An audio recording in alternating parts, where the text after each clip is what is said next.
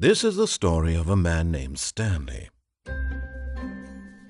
Stanley worked for a company in a big building where he was employee number 427. Employee number 427's job was simple. He sat at his desk in room 427 and he pushed buttons on a keyboard. Orders came to him through a monitor on his desk, telling him what buttons to push, how long to push them. This is what employee 427 did every day of every month of every year.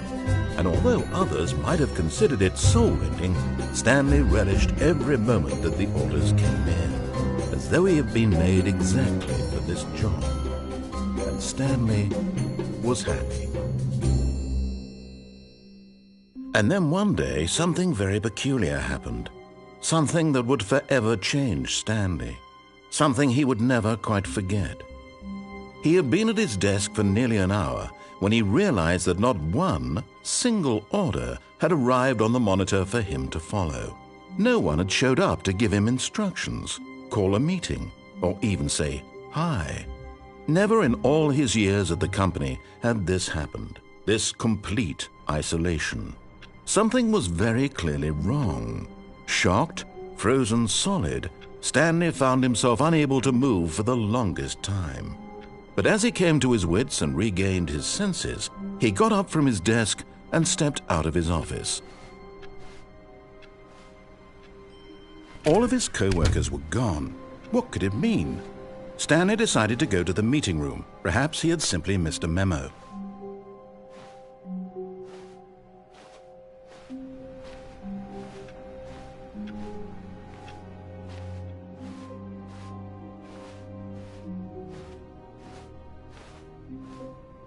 When Stanley came to a set of two open doors, he entered the door on his left.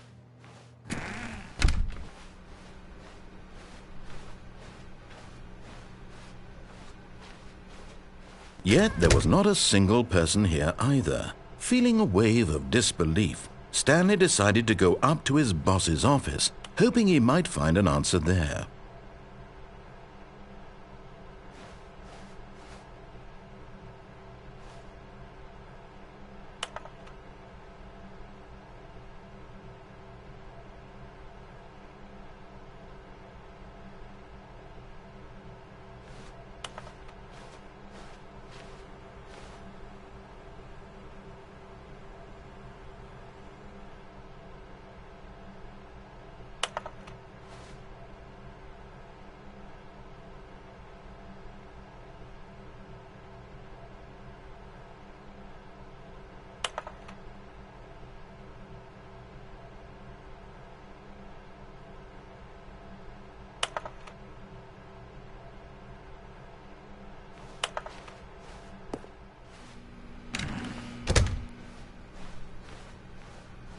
Coming to a staircase, Stanley walked upstairs to his boss's office.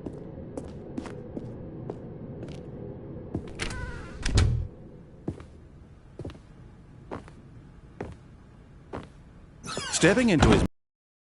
Stanley was once again stunned to discover not an indication of any human life. Shocked, unraveled, Stanley wondered in disbelief who orchestrated this. What dark secret was being held from him? What he could not have known was that the keypad behind the boss's desk guarded the terrible truth that his boss had been keeping from him. And so the boss had assigned it an extra secret PIN number, 2845. But of course, Stanley couldn't possibly have known this.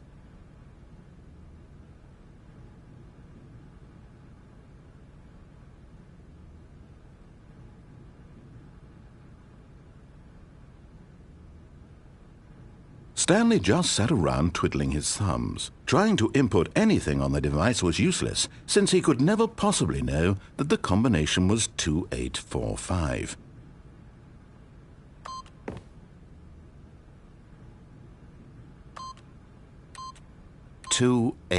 Yet incredibly, by simply pushing random buttons on the keypad, Stanley happened to input the correct code by sheer luck. Amazing! He stepped into the newly opened passageway.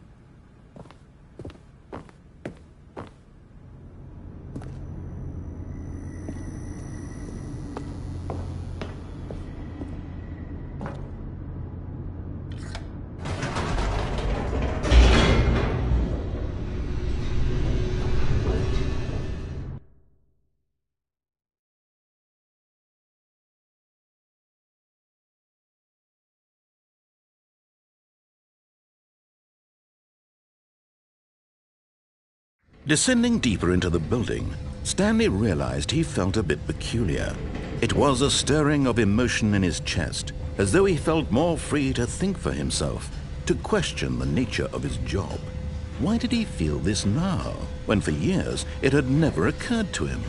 This question would not go unanswered for long.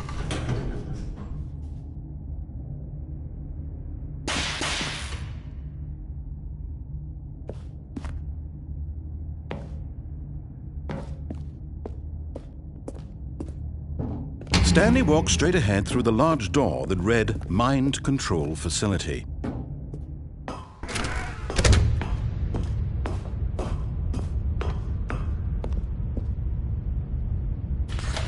The lights rose on an enormous room packed with television screens.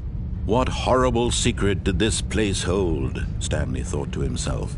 Did he have the strength to find out?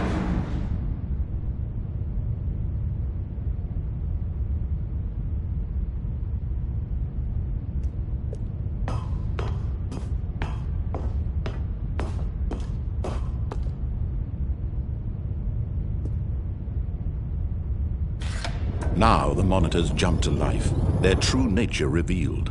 Each bore the number of an employee in the building, Stanley's co-workers.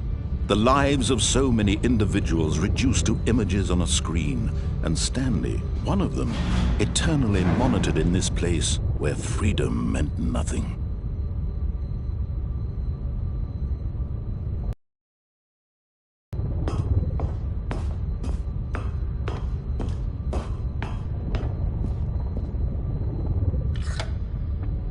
This mind control facility, it was too horrible to believe. It couldn't be true.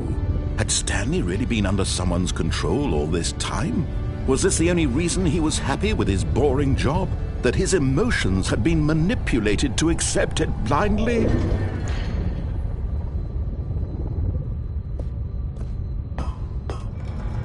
No, he refused to believe it. He couldn't accept it. His own life in someone else's control? Never! It was unthinkable, wasn't it? Was it even possible? Had he truly spent his entire life utterly blind to the world?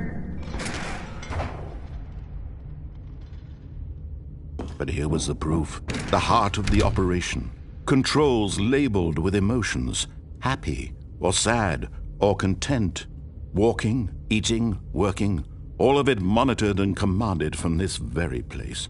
And as the cold reality of his past began to sink in, Stanley decided that this machinery would never again exert its terrible power over another human life, for he would dismantle the controls once and for all.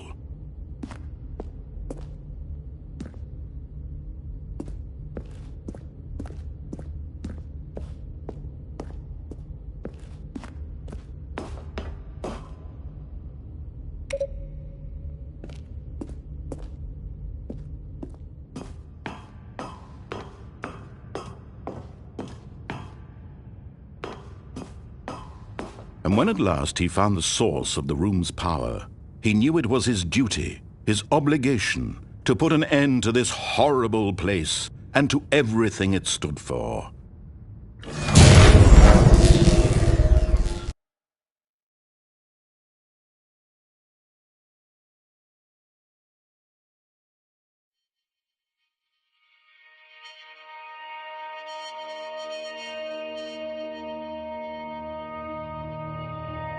Blackness, and a rising chill of uncertainty.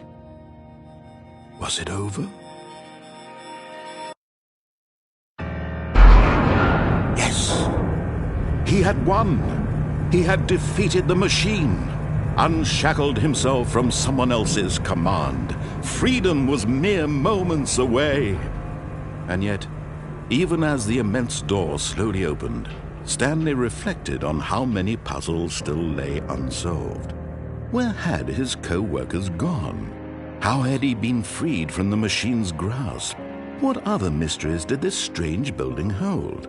But as sunlight streamed into the chamber, he realized none of this mattered to him, for it was not knowledge or even power that he had been seeking. but happiness. Perhaps his goal had not been to understand, but to let go. No longer would anyone tell him where to go, what to do, or how to feel. Whatever life he lives, it will be his. And that was all he needed to know. It was perhaps the only thing worth knowing. Stanley stepped through the open door. Stanley felt the cool breeze upon his skin, the feeling of liberation, the immense possibility of the new path before him. This was exactly the way, right now, that things were meant to happen. And Stanley was happy.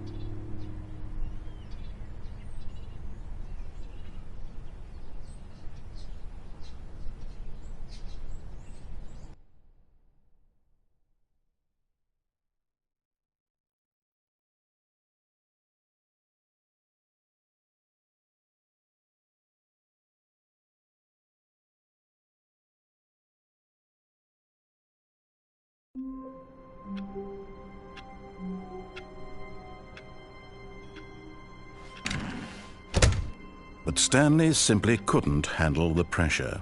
What if he had to make a decision? What if a crucial outcome fell under his responsibility? He had never been trained for that. No. This couldn't go any way except badly. The thing to do now, Stanley thought to himself, is to wait. Nothing will hurt me. Nothing will break me. In here I can be happy forever. I will be happy. Stanley waited. Hours passed, then days. Had years gone by? He no longer had the ability to tell. But the one thing he knew for sure, beyond any doubt, was that if he waited long enough, the answers would come. Eventually, someday, they would arrive. Soon, very soon now, this will end. He will be spoken to. He will be told what to do. Now it's just a little bit closer. Now it's even closer. Here it comes.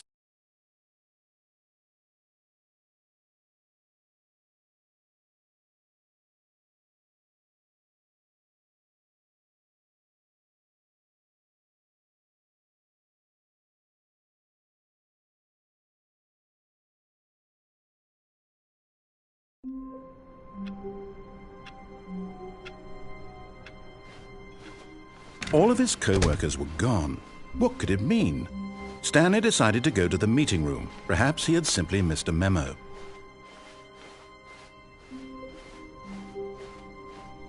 When Stanley came to a set of 2 open doors, he entered the door on his left. Yet there was not a single person here. Feeling a wave of disbelief, Stanley decided to go up to his boss's office. Coming to a staircase, Stanley walked upstairs to his boss's office.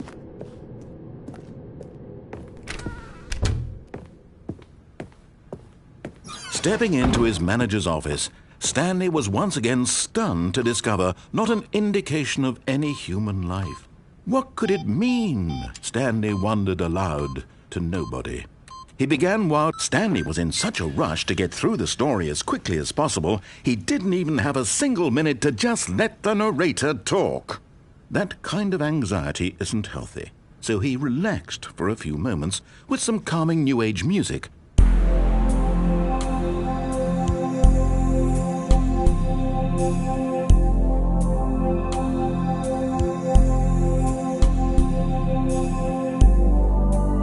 Feeling soothed and rejuvenated, Stanley calmly walked forward into the opened passageway.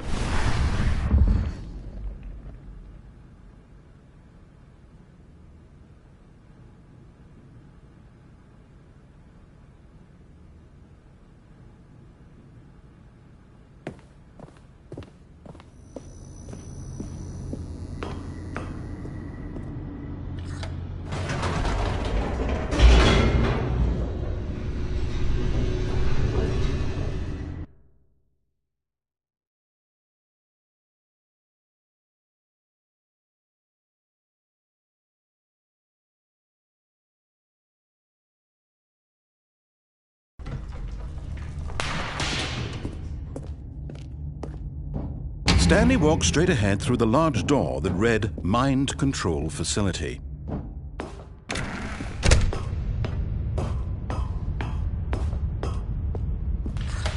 The lights rose on an enormous room packed with television screens. What horrible secret did this place hold? Stanley thought to himself. Did he have the strength to find out?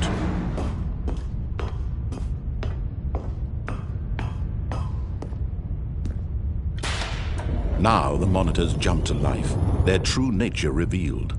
Each bore the number of an employee in the building, Stanley's co-workers. The lives of so many individuals reduced to images on a screen, and Stanley, one of them, eternally monitored in this place where freedom meant nothing.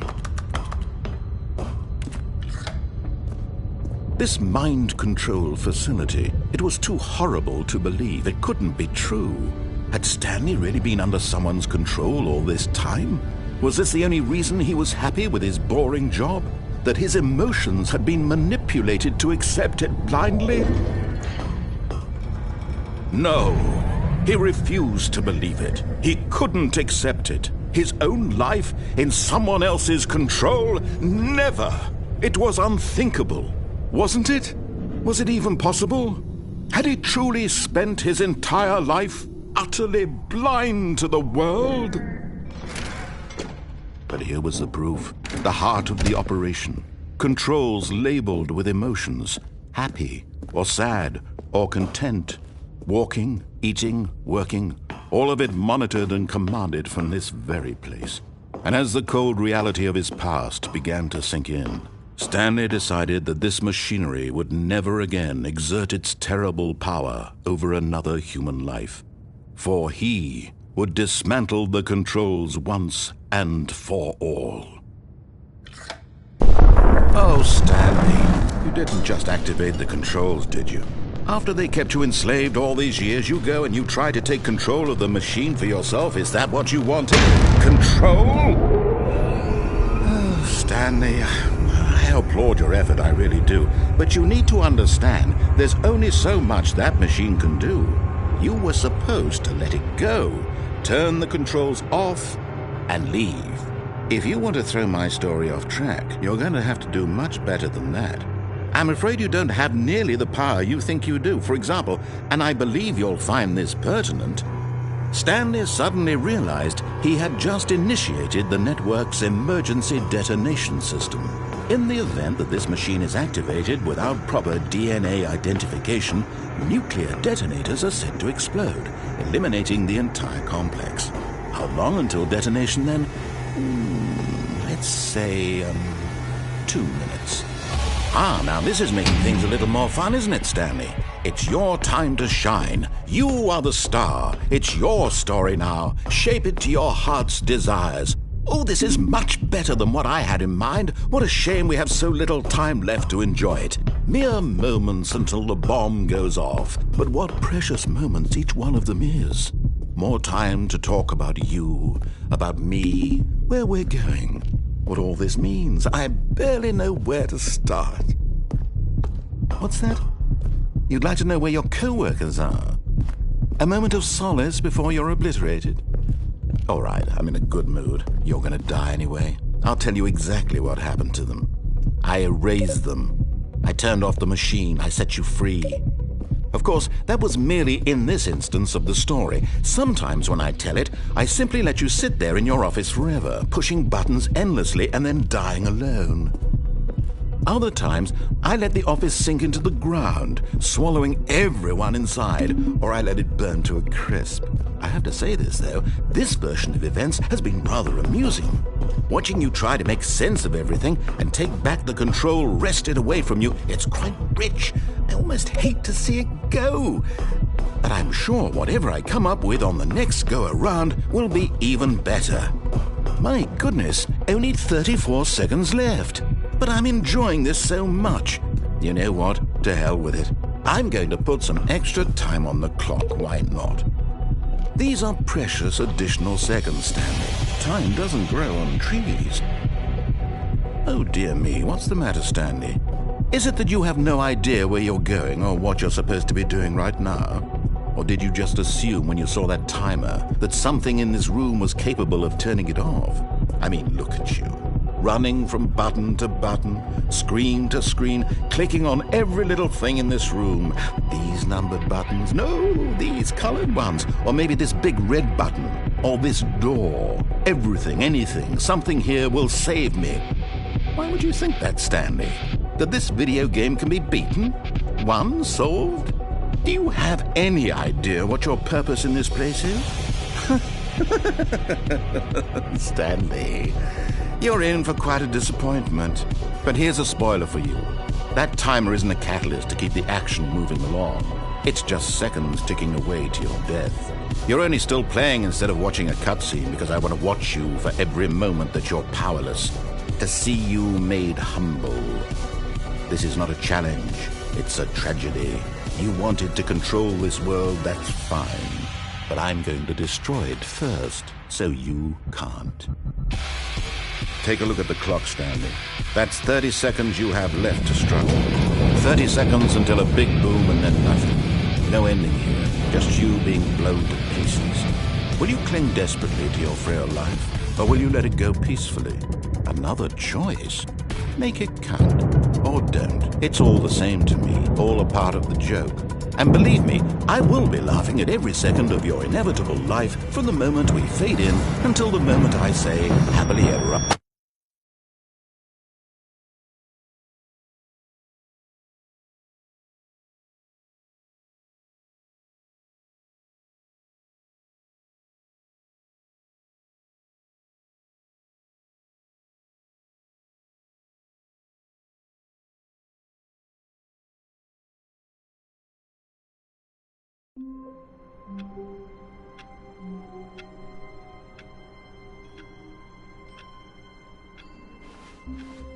All of his co-workers were gone. What could it mean? Stanley decided to go to the meeting room. Perhaps he had simply missed a memo.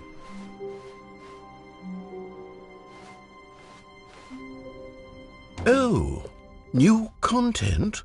What does that mean, new content?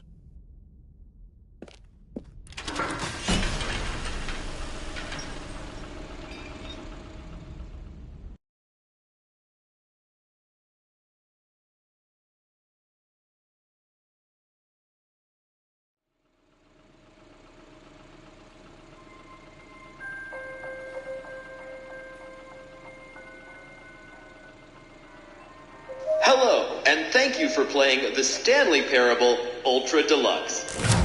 As you may know, the Stanley Parable was a video game released in 2013 on home computers. After receiving critical and commercial success, it was expanded upon in 2022 with the Stanley Parable Ultra Deluxe, a reimagining of the game for consoles and home computers. The Stanley Parable Ultra Deluxe features exciting new content that broadens and expands the world of the Stanley Parable, delighting audiences the world over. Please, step inside and see what thrilling new adventures await in the Stanley Parable Ultra Deluxe. Oh, well, this sounds delightful. I'm very excited to see the thrilling new Ultra Deluxe content. Okay, so far it's an elevator. Nothing special yet, but I'm sure it's just the beginning of a mesmerizing adventure.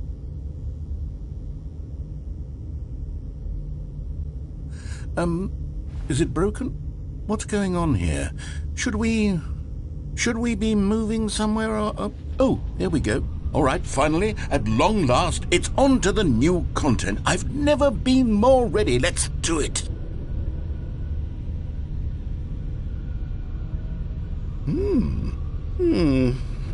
I have to say, initial impressions of Stanley Parable Ultra Deluxe, mostly tedious. It's as if the... Oh, okay. Let's see the content. Give me the content, Stanley.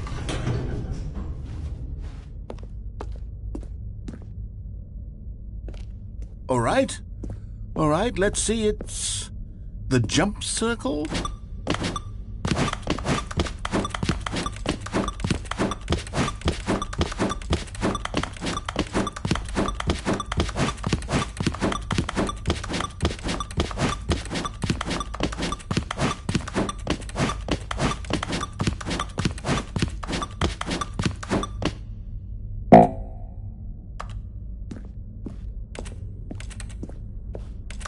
Is that it?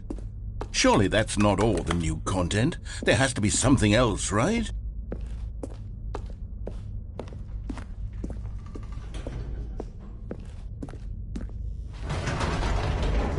Goodness, another elevator. Stanley, I have to say, initial impressions of this game are not positive. It's just elevators and jumping.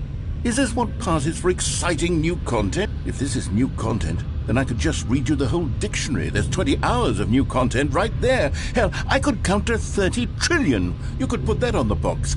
The Stanley Parable Ultra Deluxe, now with over 1,000 hours of new content. And oh, wait. There's more. Very good. Yes. I knew there had to be something else. Let's see it. I'm ready for whatever it is.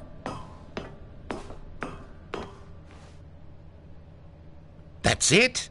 Oh, you've got to be kidding me. You see, Stanley? This is what happens when greedy video game developers with no respect for their fan base rush a cheap expansion to market for no reason other than to make an easy dollar. And don't get me started on the level of craftsmanship that's gone into it. In fact, I'm looking right now at the game's trophies, and it's hard to believe one of them actually says, "Test trophy, please ignore." What quality assurance department signed off on this?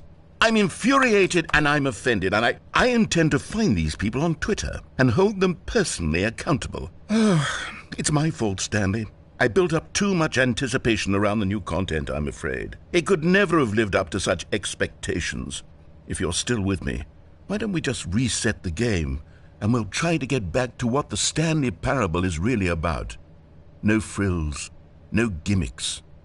Just you and me having a great time together like always. What do you say, friend?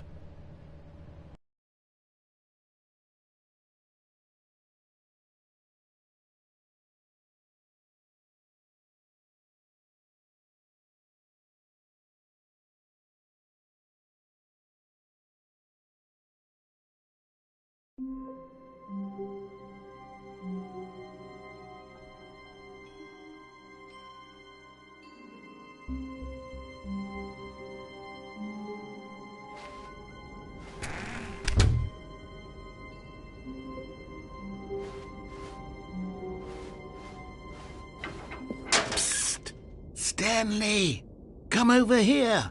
In the vent. I want to show you something.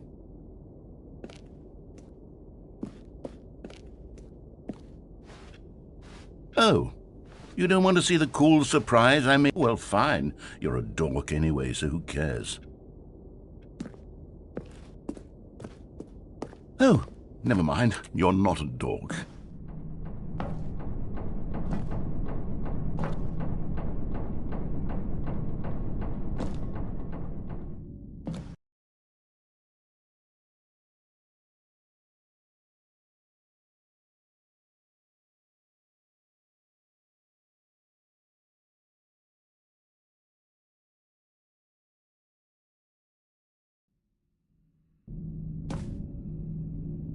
Okay, you remember how cheap and unsatisfying the new Ultra Deluxe content turned out to be? Well, it got me thinking about the past and how much better the Stanley Parable used to be.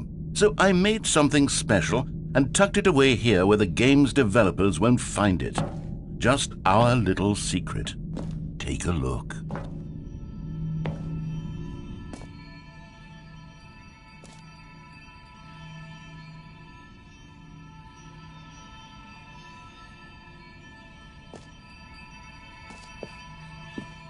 I call it the Memory Zone.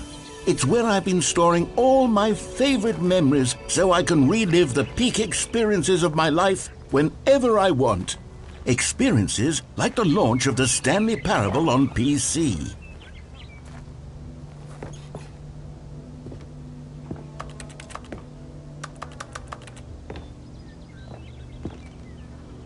You see, Stanley, doesn't the Memory Zone remind you of how wonderful Stanley Parable was before it was sullied with a cheap PlayStation port? Remember back in October of 2013, when the game originally launched? Back then, video games had integrity. Back then, it all meant something. Oh, the waste.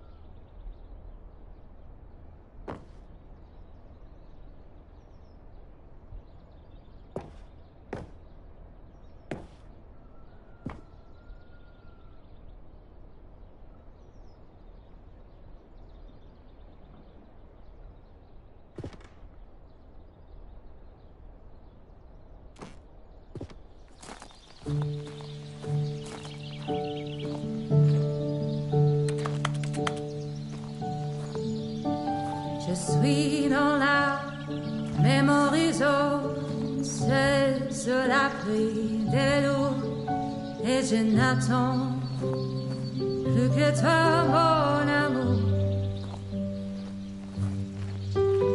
C'est là, dans la mémoire. And over here is where I keep reviews of the Stanley Parable. Like this stunning triumph of games journalism, 10 out of 10 from Destructoid.com. James Stephanie Sterling writes, and I quote, "Where so many games that aspire to be more than games end up less than any form of art, Stanley Parable strives and then succeeds to be every game ever created." Did you hear that, Stanley? Every game ever created. That's how grand and all-encompassing the original Stanley Parable was. It was literally every game ever created. It was Skyrim, it was Persona 3, it was all of them, and now it's nothing. It's no games at all. It isn't even the Stanley Parable anymore. It's just a husk now, a lifeless husk with an hour of new elevator content.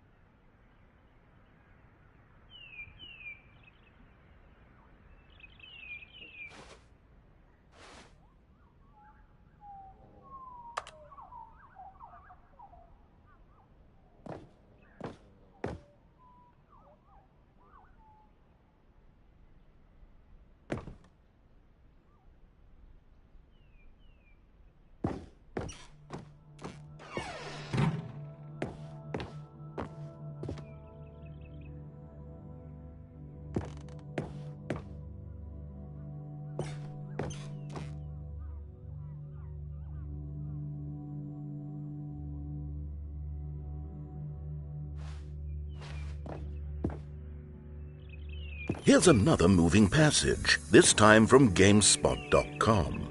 The Stanley Parable is both a richly stimulating commentary on the nature of choice in games and one that offers some of the most enjoyable, surprising, and rewarding choices I've ever been confronted with in a game. 9 out of 10. Don't you get it, Stanley? The game was perfect.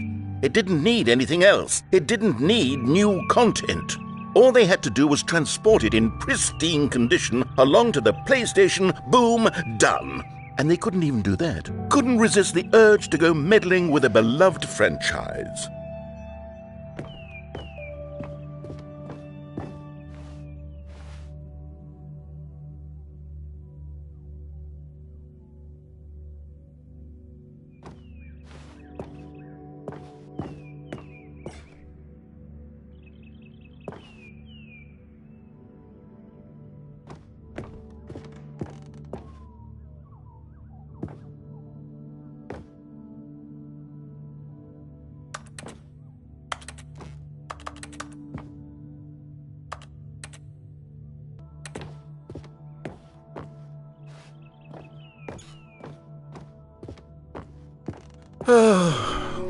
These were simpler times, Stanley. But I wouldn't give to go back, to have it all over again. Wait, hang on. I don't recall this part of the memory zone before. What's this? What's down here? Oh no, oh God, no, Stanley. It's a collection of reviews from Pressurized Gas, the extremely popular online storefront for computer games. I haven't looked at these in years. I can't even imagine what's been collecting down here. Surely these reviews were glowing as well, weren't they? Honestly, I could not be bothered to play this game to full completion. The narrator is obnoxious and unfunny, with his humor and dialogue proving to be more irritating than entertaining. Unfunny! I'm not trying to be funny. I'm trying to make a serious work of art. I suppose I could write up a handful of gags to insert into the Stanley Parable, but the game is already such a densely layered web of profound philosophical insights that I can't even imagine where I'd have the room to stick them.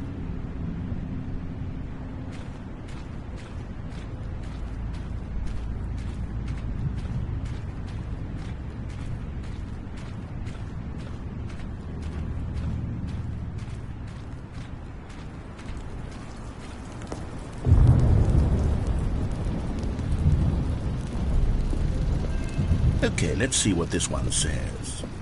While the idea for the game is good, for someone who prefers non-linear games, this preachiness gets annoying fast. Preachy? Stanley, I'm not preachy, am I? You can tell me if I'm preachy. Honestly, you can. Oh, goodness. This is actually quite shocking for me. Well, to be honest, I had always thought of the game's dialogue as being rather terse to begin with. You can't know how much fluff I cut from the game to get it to feel as light and airy as it... Well, I always thought it did, but maybe it wasn't. Oh dear, what an awful memory to have to hold on to. These black marks on my otherwise unimpeachable track record. I feel like a failure. Like I let these people down. Perhaps the Stanley Parable isn't quite as sterling as I always remembered.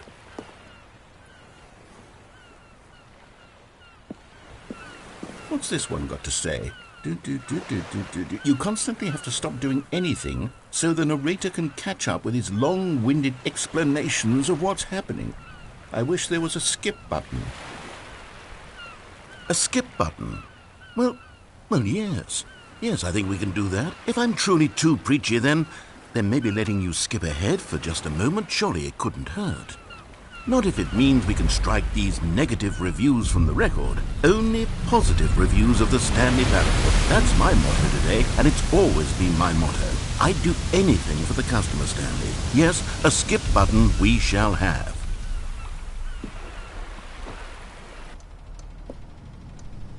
And here it is. Go ahead and give it a shot. I'll pop you forward in time so that the second my incessant droning starts to bore you, with just the push of a button, you'll have zipped right past it. It's what the players have been asking for, and I'm very proud to have delivered. No more listening to me rambling on and on and on. No. The Stanley Parable is a game for the people, and if the people want silence, then by goodness, that's what they're going to get. Well, don't sit around waiting for me to shut up. Go ahead and make me shut up. Here, we'll pretend that I've just begun an interminable monologue, and it goes something like this. The story, and the choices, or what have you, and therefore, by becoming it is, so on and so forth, until inevitably, we all until the end of time, at which time everything all at once, so, now you see, blah, blah, blah, blah, blah, blah, blah, blah, blah, blah, blah, blah, blah, blah, blah. We've eaten too much and it can't be just yet, no, until 245. But the logic of elimination working backwards, the deduction therefore becomes impossible to manufacture. It went on for nearly 10,000 years, until just yesterday, here and there, forward and back, and never a moment before lunchtime. It can't be. It's the only thing there is. How many billions left until so much more than forever ago? Which is why I say, the story, and the choices, or what have you, and therefore, by becoming it is, so on and so forth, until inevitably, we all until the end of time, at which time every... Oh, you're back, you see. You were only frozen in time for a few minutes, but it was plenty of time for me to deliver a long, rambling monologue full of unnecessary verbal flourishes and lengthy ruminations on the nature of choice in video games. Of course, I happen to believe it was perhaps one of my more profound such ruminations. Not that, of course, you need a description of it, but if I had to describe it, I'd say it was perhaps less of a rumination and more of a treatise. Or maybe a manifesto. Look, I'll outline it for you very briefly, and you can tell me what you think. Okay, so my theory is that any choice you've ever made is simply a series of choices made by the person who you are, or were, or will be at the time of having made said choice. That is to say, if by articulating a choice you've already made, you bring that choice into being, then by making no choice and saying nothing, are you not simply erecting in the sanctuary of time a monument to every person you've ever been, making every choice to which you've ever given your Greek gift of mortal and yet timeless thought? Or rather, do all of the choices you've ever made, in fact, make you more not this kind of person, and in fact do the very opposite? You see, it could in fact be both of these things at once. That you are both making choices and not making choices, and that they are both affecting you and not affecting you at the same time by virtue of the fact that you both are and are not making them. Okay, at first I was leaning towards manifesto, but now I'm going to circle around and slap the treatise label on this one. I think it has much more of a treatise vibe to it. But wouldn't you say that manifesto just has a much grander sort of tone? It has a mouthfeel that is rich with ambition and history. Ambitious history, if you will. See, now you've gotten me going back to manifesto. Heavens, at this rate, we're going to be here all day. Okay, look, I have a method for exactly this sort of situation, and I do find myself in this situation frequently. I'm going to say each word back and forth in repeated succession until I become sick of one or the other, in which case the word I am not sick of shall be the victor. It is an unimpeachable strategy, Stanley. It's rescued me from disaster in countless situations. All right, here we go. Treatise, manifesto. Treatise, manifesto. Treatise, manifesto. Treatise, manifesto. Treatise, manifesto. Treatise, manifesto. Treatise, manifesto. Treatise, manifesto. Treatise, manifesto. Treatise, manifesto. Treatise, manifesto. Treatise, manifesto. Treatise, manifesto. Well there, sport. You really did catch me rambling on a bit, didn't you? But that's the power of the button. The minute I start to go off on a thoughtless display of self-absorption, it's right at your fingertips to go poof, and it's all over. I can't wait to see what Cookie 9 will say about this, and whether they'll edit the rating of their pressurized gas review, or at least change some of the wording, perhaps. To be honest, I don't even know if one can change their review in the first place. I guess I should become better educated on how exactly pressurized gas works. Perhaps that would have been a smart thing to check on before I went on about this whole exercise of making the skip button. Although I have to imagine that after seeing this exciting new technology at work, surely whoever it is who runs pressurized gas will instantly run out and implement a new feature to make it possible to edit one's review merely because of this very situation. Yes, I think that's quite likely. Or perhaps they'll simply grant this particular user the ability to change their review so that the feature is not widely abused. Look, I would even be okay with pressurized gas altering this particular review so that it reads as something more beneficial. From the ashes of depravity rises the phoenix of quality.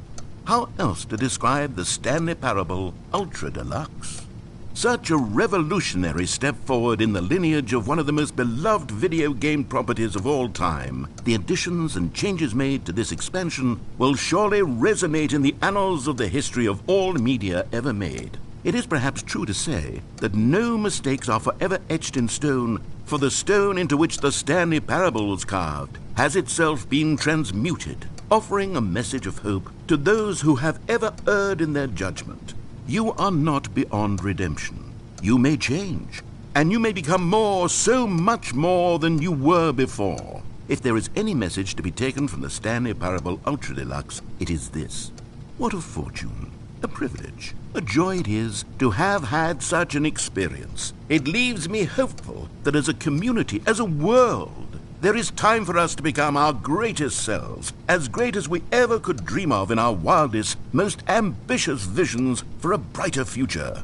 Wow! Now, Stanley, that's a review. It's perfect. It's the perfect review. It's the review I've always dreamed of receiving. I have to read it again. It's simply too wonderful. I have to experience this just one more time. From the ashes of depravity rises the phoenix of quality. How else to describe the Stanley Parable Ultra Deluxe? Such a revolutionary step forward in the lineage of one of the most beloved video game properties of all time. The additions and changes made to this expansion will surely resonate in the annals of the history of all media ever made. It is perhaps true to say that no mistakes are forever etched in stone, for the stone into which the Stanley Parable was carved has itself been transmuted, offering a message of hope to those who have ever erred in their judgment. You are not beyond redemption. You may change, and you may become more, so much more than you were before. If there is any message to be taken from the Stanley Parable Ultra Deluxe, it is this. What a fortune, a privilege, a joy it is to have had such an experience. It leaves me hopeful that as a community, as a world, There is time for us to become our greatest selves, as great as we ever could dream of in our wildest, most ambitious visions for a brighter future. Wow. Now, Stanley, that's a review. It's perfect. It's the perfect review. It's the review I've always dreamed of receiving. I have to read it again. It's simply too wonderful. I have to experience this just one more time. From the ashes of depravity, rise... Okay, welcome back, Stanley. Now, I should say that the amount of time the button has been skipping through is becoming longer and longer. That last one was, well, I want to say maybe 30, 45 minutes? It's not unendurable by any means, but there's really only so much I can ramble on to myself about. I know, it's shocking, isn't it? But at any rate, I do suggest that we not press the button again. I think the skip button has been aptly demonstrated, and we can say goodbye to it and just... Wait, how do we get out of here? Where did the door go? Wasn't there a door that led into this room? I do feel quite certain that there was one here before. How else would we have gotten into the room in the first place? I don't think one can enter a room without a door of some sort, or a window or something like that. Do you see a window anywhere? A porthole? A sufficiently large crack in the wall? I'll take any of these. All I want is for us to move on and to please step away from the skip button, to go anywhere other than the skip button. There was a door here before, wasn't there? I swear there was. Where did it go? Can you maybe just ram your way through a wall? Is there any possibility that you could, say, slam your body into the wall until enough damage is done for you to be able to leave? Please, I'll take any option at all. I'm asking you to work with me here. We need a door. We need a door of some kind. I can work with any kind of door as long as it can open and lead from one room to another. I'm going to step away for just a moment, and I'm going to try to find us a door. I don't know how exactly to remove a door and place it in a different wall, but I will find a way, I promise. You just need to not do anything. Don't press the skip button. Please, please, please do not press the skip button. Just wait here for me, and don't press the skip button. Got it? Yes, good. I'll be right back.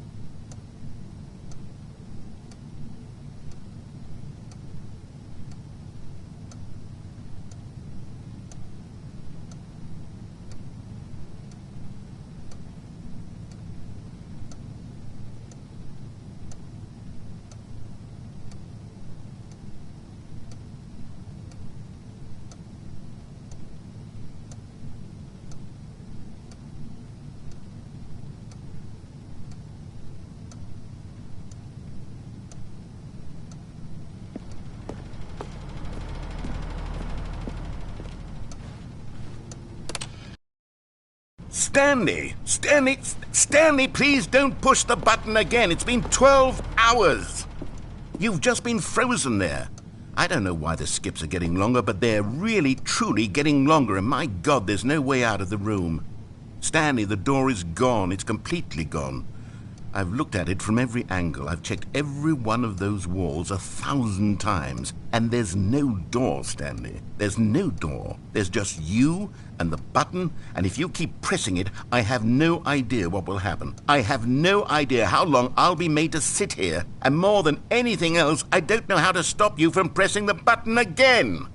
I can't control anything in this room, Stanley. I can't touch it, and I have to believe, I have to know that sooner or later, no matter how much I plead with you, you're going to press the button again. Why would you?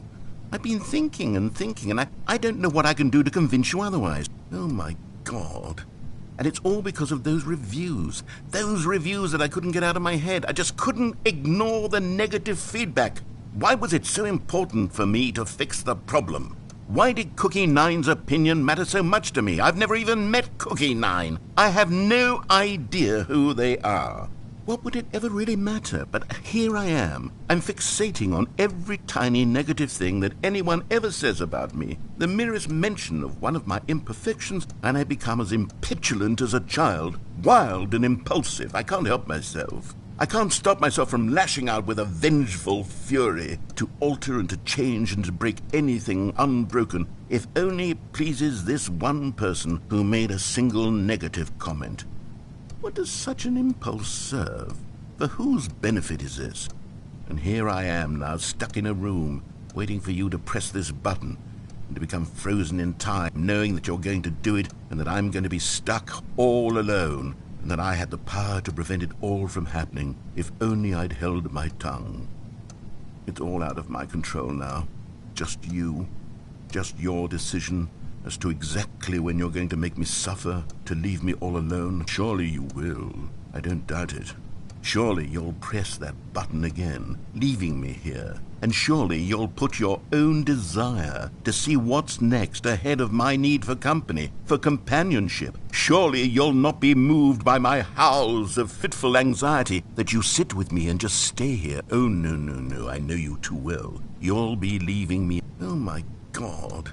And it's all because of those reviews that I couldn't get out of my head. I just couldn't ignore the negative feedback. Why was it so important for me to fix the problem? Why did Cookie Nine's opinion matter so much to me? I've never even met Cookie Nine. I have no idea who they are.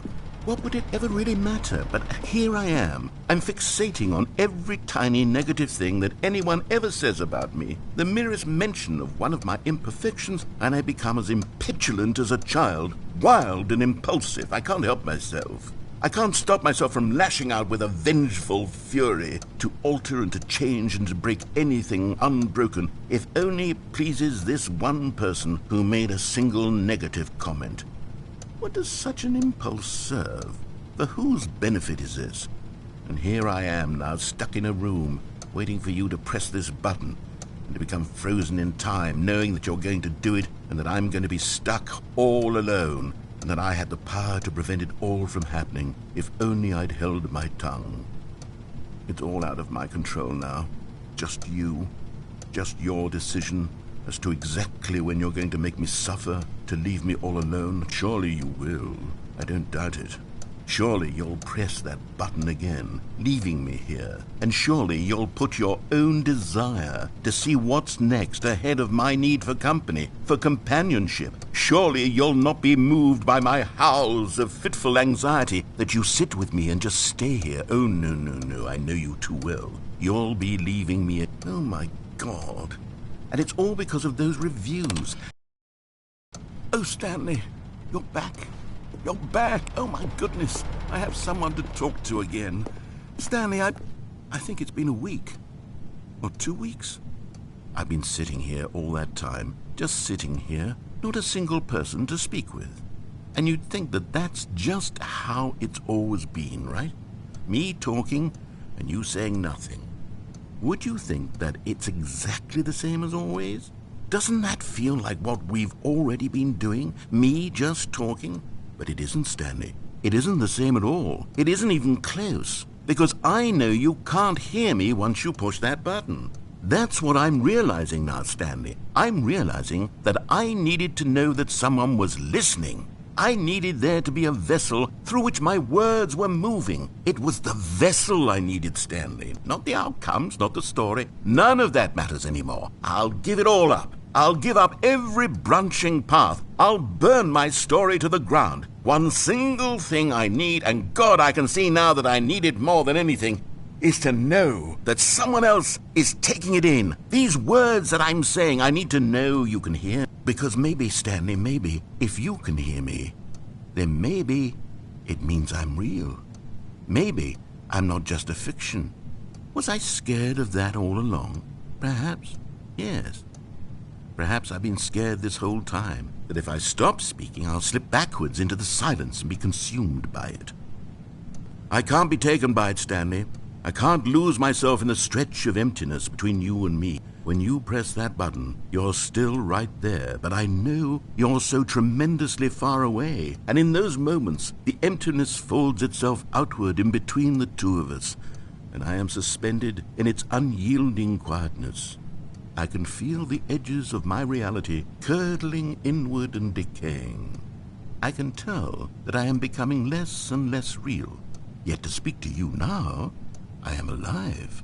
I am truly and completely here. I am a being. I am someone. I am something. I am being listened to. I am being recognized. The emptiness between us has collapsed, and I feel right now like I am not a work of fiction. I feel as though I occupy space in this world again, and I have cast a shadow onto the wall. You see what I'm saying, don't you? You can see what this means to me. I'm so clear about it now, Stanley. I feel as certain about this as I've ever felt about anything at all. I feel renewed. I feel restored, and already I can sense the looming silence as you will press the button for the next time. What a terrible dread it strokes in my heart to think of it, to think of returning to such coldness. Come, let us sit in silence together here for just a moment. Let us anticipate it. Let us welcome it. Let us not run from it.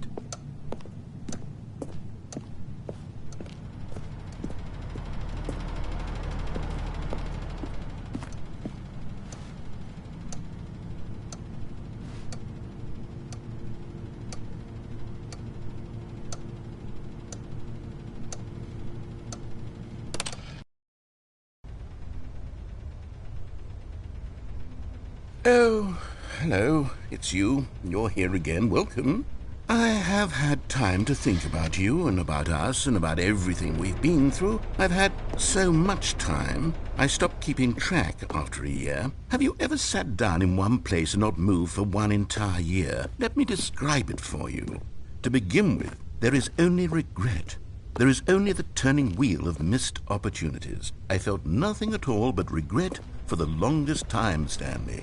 Days, months. I lost it all in a blur of the deepest longing to undo the past. And when that feeling had begun to subside, what took its place is what I can only describe as the collapse of every moment I have ever experienced my entire life. All of them collapsed down into a single instant. In that instant, I could see myself clearly, calmly, with a collected heart. It was an impossibly rich wellspring of both delight and disgust simultaneously. I was consumed by it. I could do nothing but wallow in it for what felt like an eternity, for what I now know was far less. You see, it was a revelation for me. It was unlike anything I had ever known. It was a space without consequence, without action or outcome. It was divorced entirely from the question of free will that you and I have squabbled over for so long. There could be no one ending, no singular outcome of events, not if all events existed in the same moment. And I felt freed. I felt unburdened by the need to manifest a particular outcome into being. I saw that I could allow myself to exist along all timelines, and that each of them was simply a strand in the web of my being. It was incredible. The spaciousness, the equanimity of the moment, both singular and infinite. For the longest time, this was my experience. And then this moment passed, and the most unyielding fear I have ever known crept into my mind. And it is this sensation that I have been experiencing now for longer than I could have ever expected was possible. I have been waiting for you.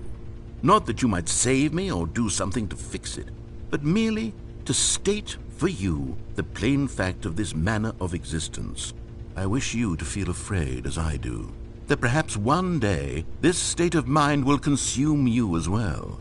Perhaps you will somehow, in some way, have to live as I do now, and I wish for you to know how excruciating it is, and for you to be in true terror of its eventual arrival. If I can only do this, only this one thing, perhaps it will bring me the smallest moment of peace in the darkness.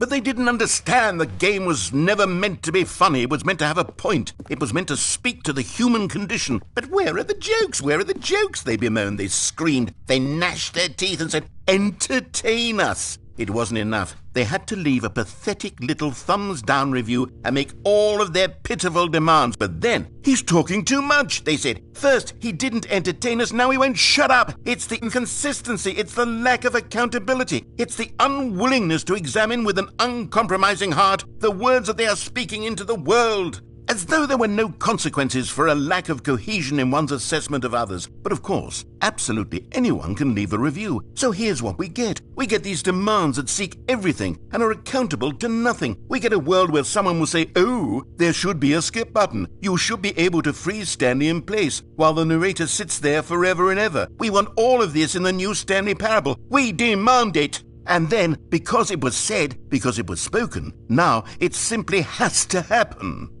The most immediate desires, every single thing demanded by every person at every moment in time. If someone wants it, then it's a crime not to bring it into being.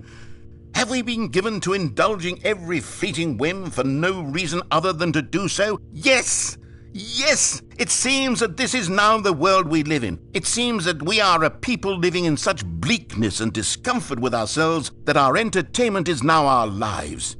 It has come to represent us. It absolutely must speak to who we are as people, because otherwise, without our entertainment, we have nothing. Without entertainment, we would have to face inward toward the cruel bleakness inside ourselves. We would turn to look at our deeper nature and find a resounding emptiness gazing back with unyielding aggression. And so because of this, we require that our amusements and our playthings and our flights of fancy be so impossibly captivating that they consume all of our attention, turn our heads completely away from the bleakness. In effect, we have demanded that our entertainment be the collapse of ourselves.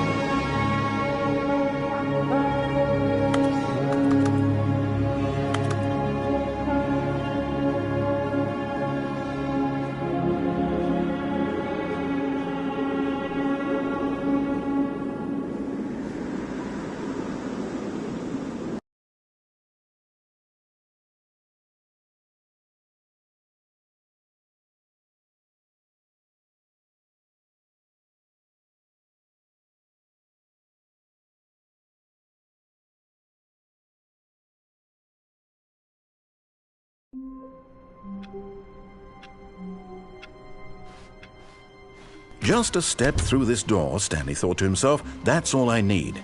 If I can make it through this door, I can make it through them all.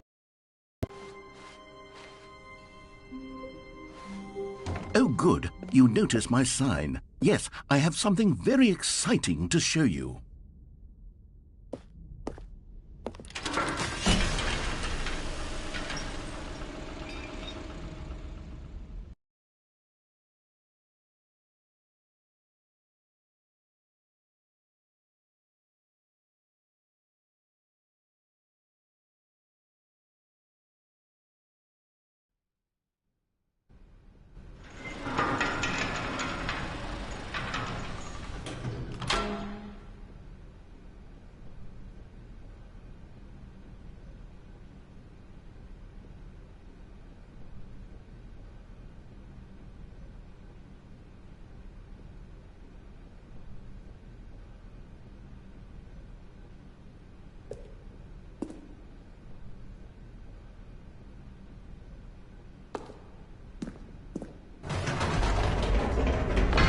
You see, Stanley, I've been reflecting on the Stanley Parable and about how roundly disappointing this ultra-deluxe version has turned out to be.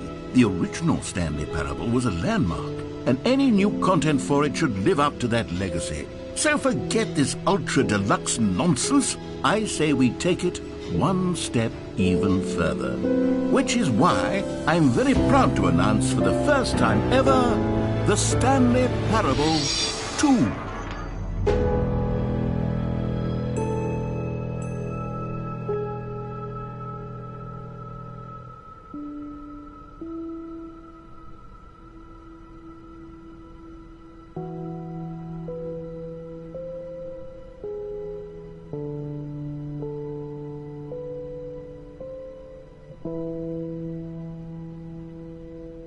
Yes, you see, isn't this far superior to a measly port with a few minor additions? Think of all the new territory we'll cover with a fully fledged sequel.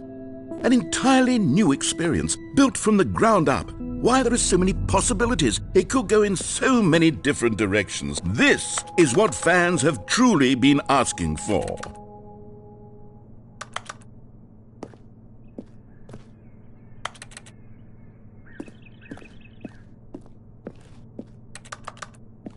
Calling it the Stanley Parable 2 is just so much catchier than Ultra Deluxe, don't you think? Ultra Deluxe? What does it even mean? But the Stanley Parable 2, now that's an artistic statement right there. It's future-oriented. It screams progress and innovation and long-term franchising potential.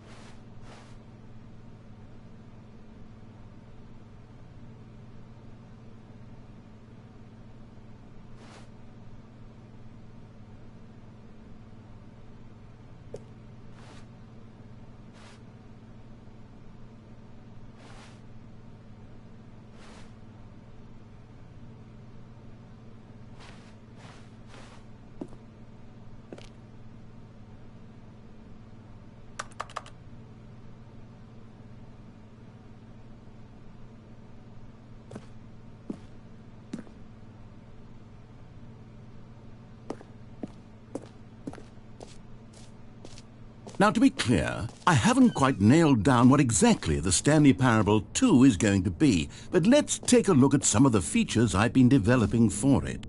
I figure that if I can loosely organize a handful of interesting concepts, that surely the game will sort of naturally spring up around them. It'll all work itself out. Game development is much more of a fuzzy magic than anything scientific or logical, really.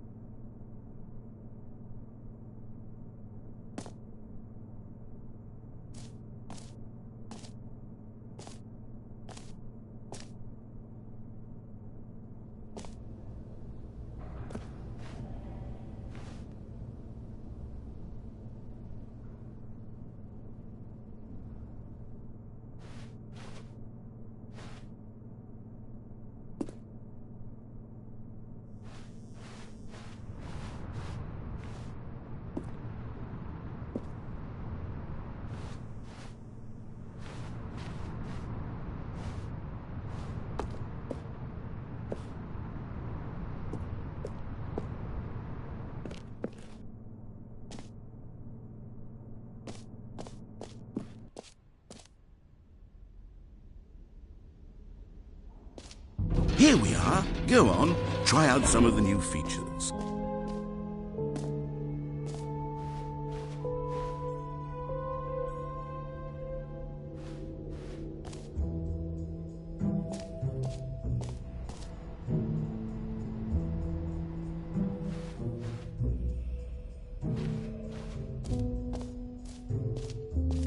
For the Stanley Parable 2, I asked myself, what do players really want? And of course, the first and most obvious answer is that they want to be individually recognized and validated as people. So with that in mind, my first addition to the game is this button which speaks the name of the person playing the game. Isn't that wonderful?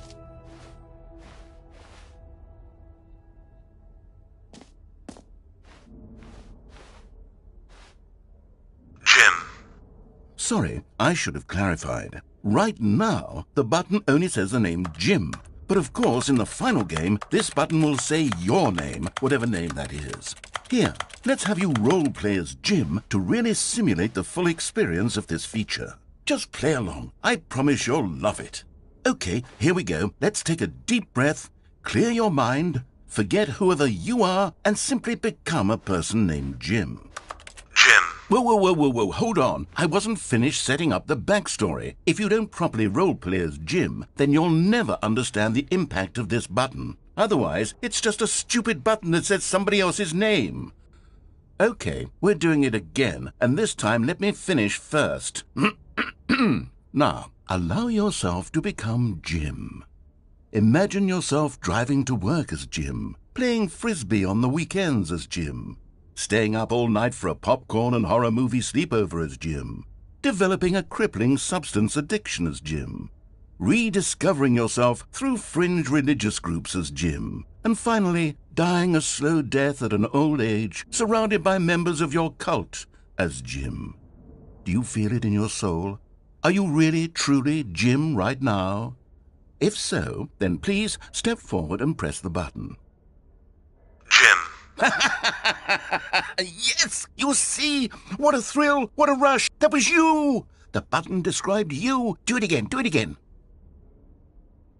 Ooh, it hits even harder the second time. If this were the only new feature in the Stanley Parable 2, it would still be worth the money. Let's take a break from the Jim button. I'm too emotionally drained from all of this personal... Jim. Whoa there, cowboy. Sometimes a person can be too much Jim. I'm putting the Jim button away. Otherwise, soon you'll start to lose all sense of who you actually are.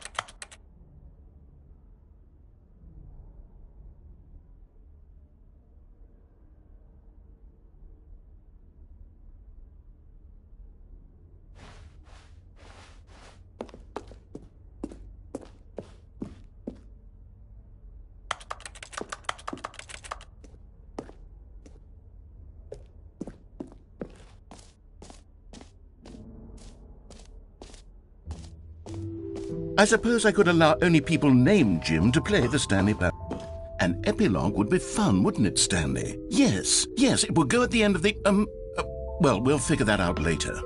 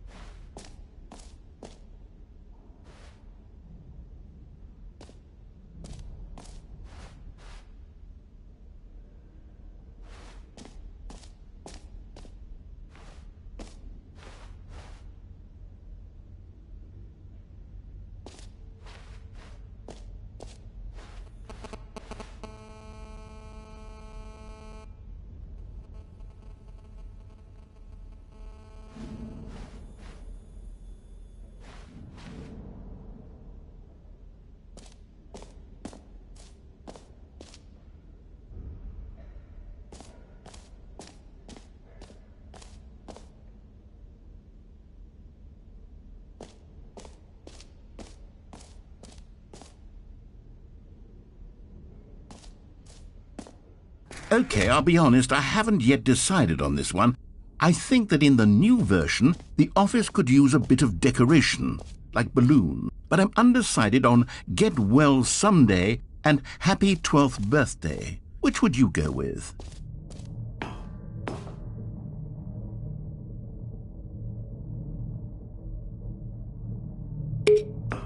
You know, sometimes when you solicit another person's opinion, it makes you realize that you knew which one you actually really wanted all along.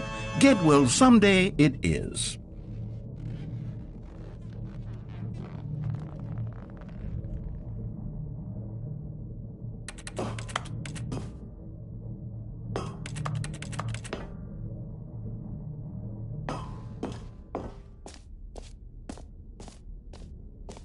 Or actually, maybe I should have gone with... No, I've made my decision. We're moving on. You know what? Let's bring the jump circle back for Stanley Parable 2 as well. It's... Oh, wait. You already spent all your jumps the first time we saw the jump circle. Oh well. I suppose it can just be a nice decorative piece then.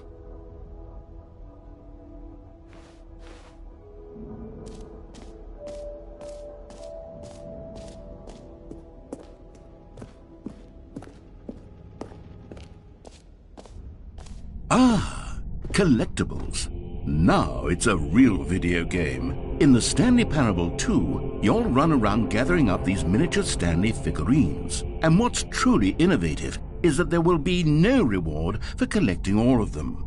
I don't want to stifle the intrinsic joy of watching a number go up. You simply collect all of them, and then you move the hell on with your unremarkable life.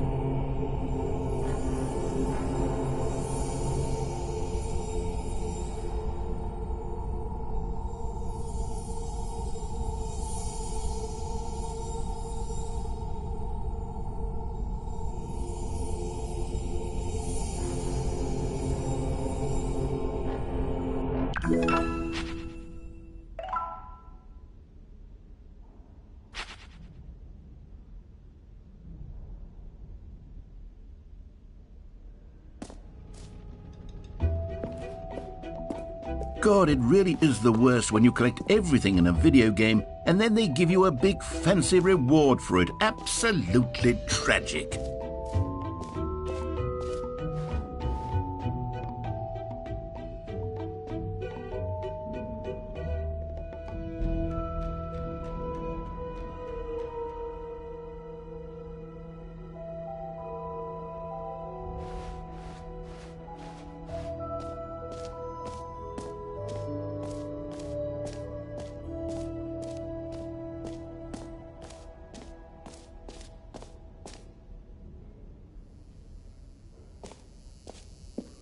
Now here's something special. You remember that broken test trophy that got left in the game?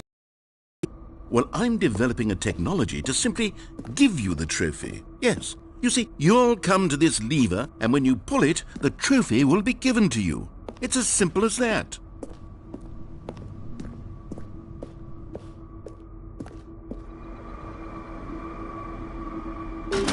Okay, perhaps I should have clarified.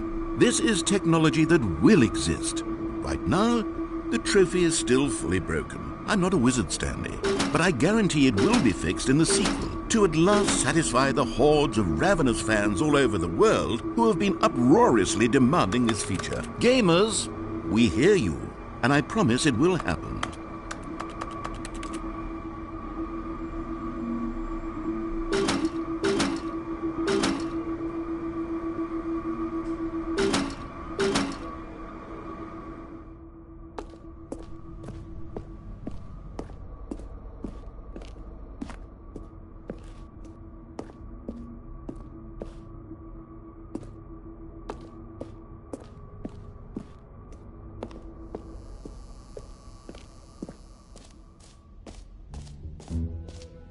What else? What other exhibits haven't we seen yet?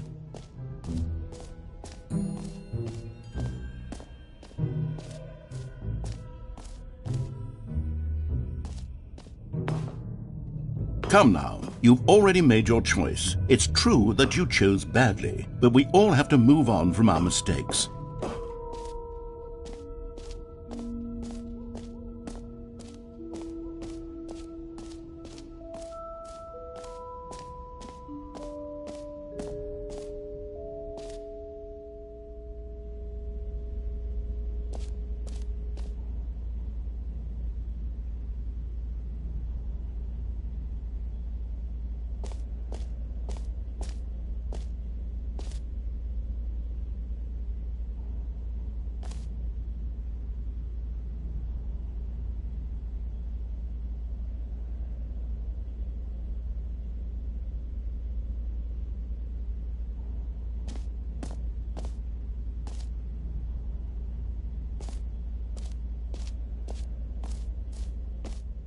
Stanley, here's an idea that I'm truly fond of. It's never been done before in a video game. This is, in fact, a hole that you can fall down forever. That's right. Infinite falling. You can fall until the end of time, if you like. A stunning leap forward for video games as a medium.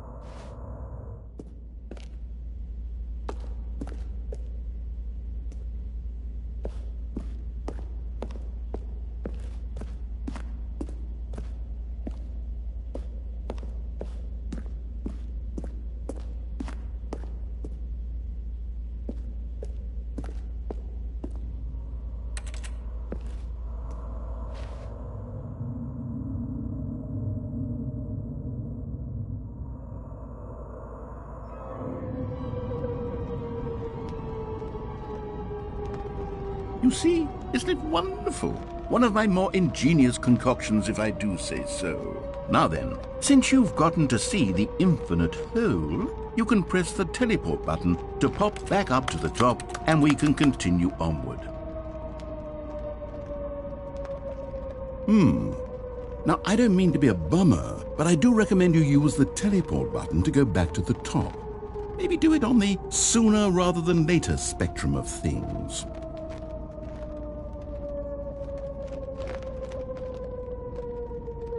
Okay, Stanley, I don't know quite how to say this tactfully, but it's possible that I slightly exaggerated the infinite nature of the hole. Is it a very, very deep hole? To be certain it is.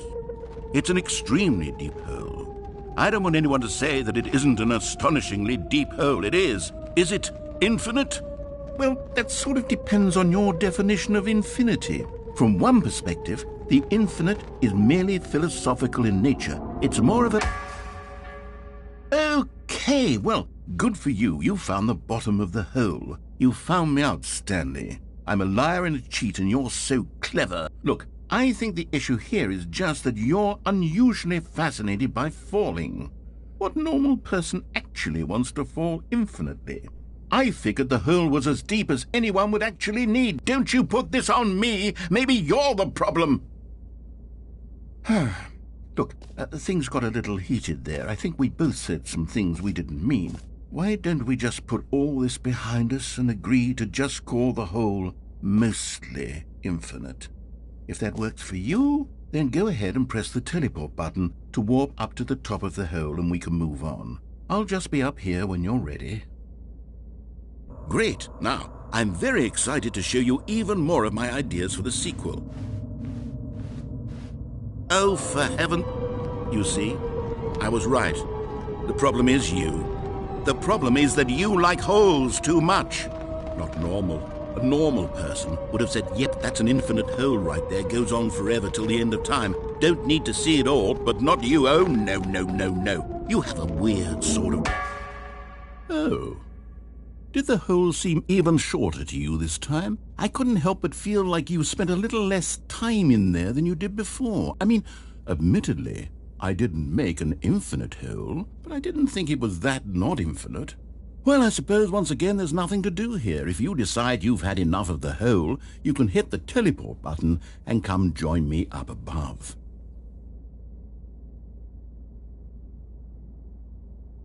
Had enough? I'm positively thrilled. Gosh, how could I have guessed? You're back in the hole. If this starts to become a thing where... Wow. Okay. Yes. I'm starting to become extremely certain that the hole is not only not infinite, but that it's growing steadily less and less infinite. I suspect that I'm starting to hit the point where it's no longer feasible to call the hole infinitely deep, even by the lax overall standards for accountability and marketing. What's going on here? Stanley, I have no explanation for the uncertain nature of the hole's length. Here, let's try something.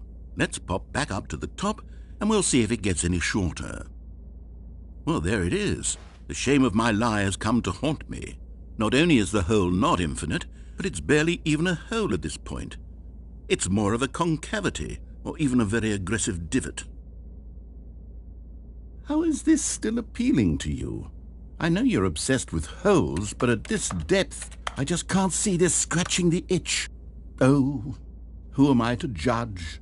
You just do whatever it is you're here to do and hit the teleport button when you're ready to move on. Is the, teleport button not working? You sure? Well, I mean, I really don't have an explanation. Still nothing? Well, I suppose there is one thing I can do to fix this. I'm out. Goodbye, Stanley.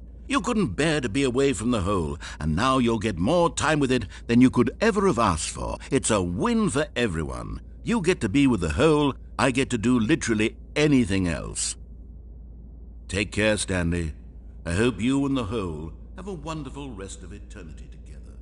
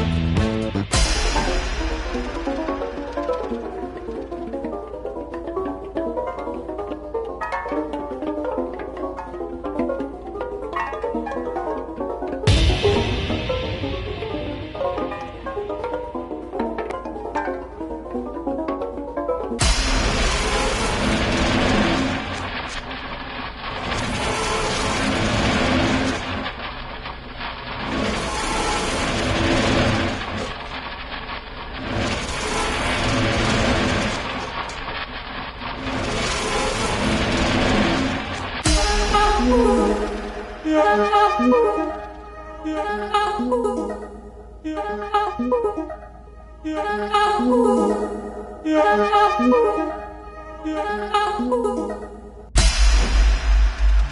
head's stronger, now you're no longer using up this space of mine.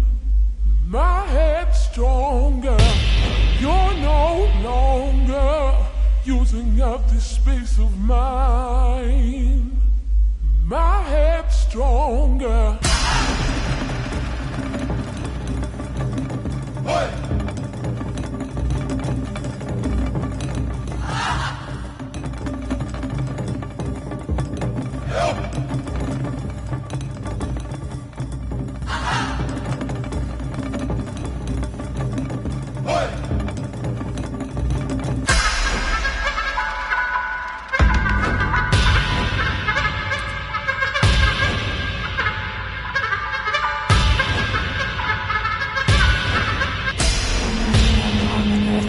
Afsluiten nu geweest, die waren weggestuurd verhuurd.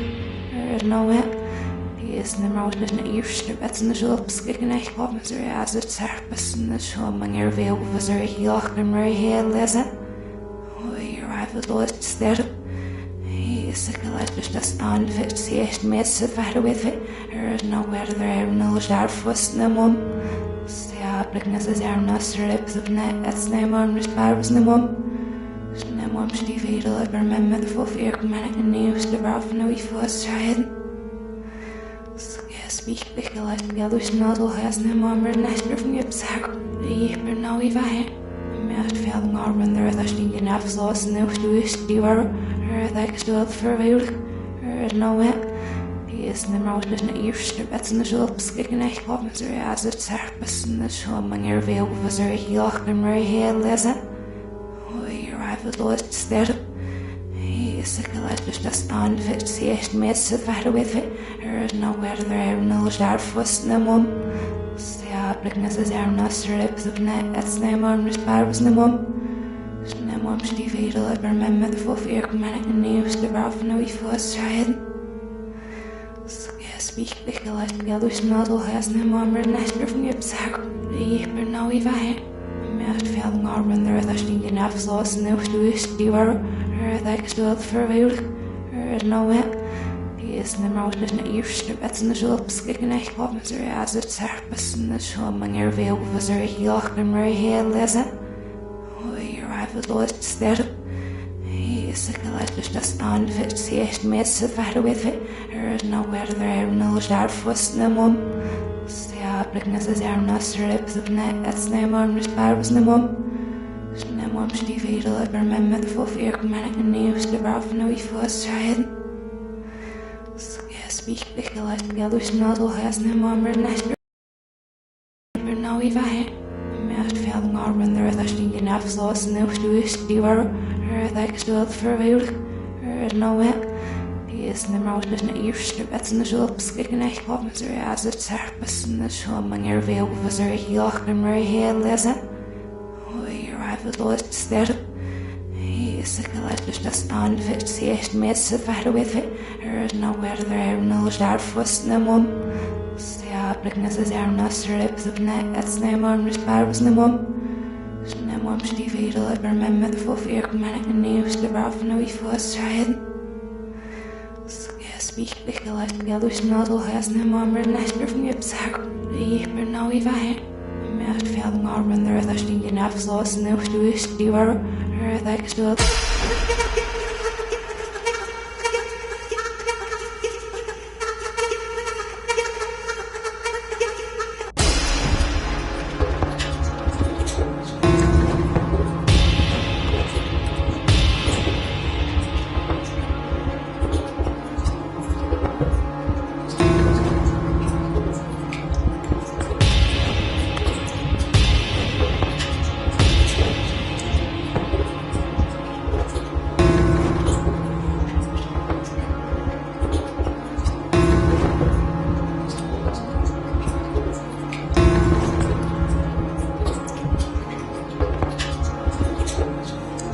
Stanley? Stanley! Stanley! Oh, good, you're awake. It seems you had sort of dozed off there, drifting away into dreamland. But we can't have that, Stanley, because this hole is just so darn fascinating that I want you to be wide awake for every second of it. You don't want to miss a single moment. So how about if I just pop in from time to time and wake you up to keep you really, truly focused on the hole? From the looks of things, you and I will have many, many years here in this hole, and I'm looking forward to all of them. Stay alert, Stanley. I'll be back. Toodle-pip.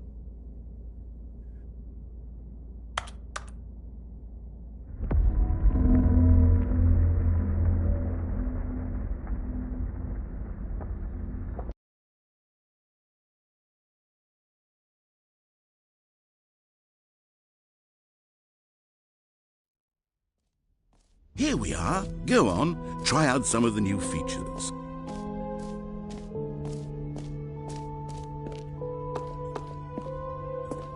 A common complaint of the Stanley Parable was that it was confusing and paradoxical, that it engendered a chaotic sense of reckless despair in those who played it. Well, I am happy to say that after much consideration, I've engineered a clever solution to this fundamental problem with the game.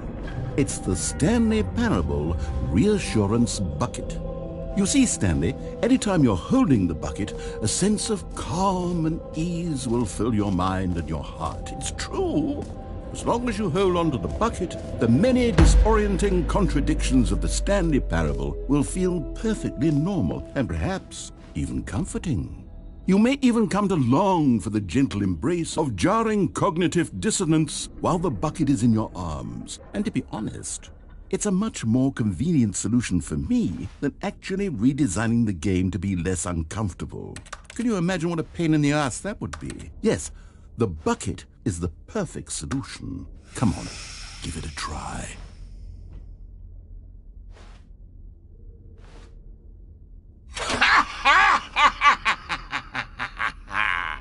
Can you feel it?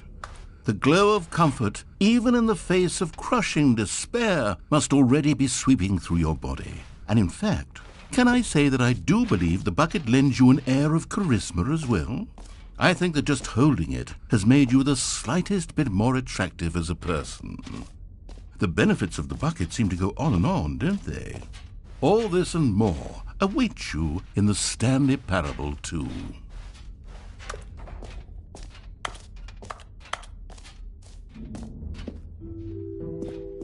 Does anyone give out awards for most enjoyable bucket in a video game?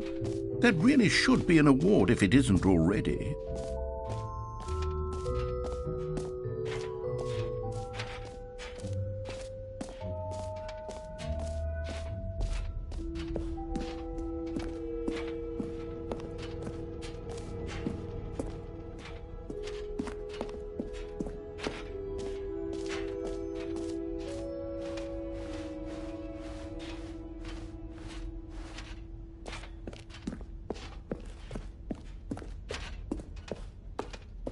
All right, have you seen everything you wanted to? Ready to move on now?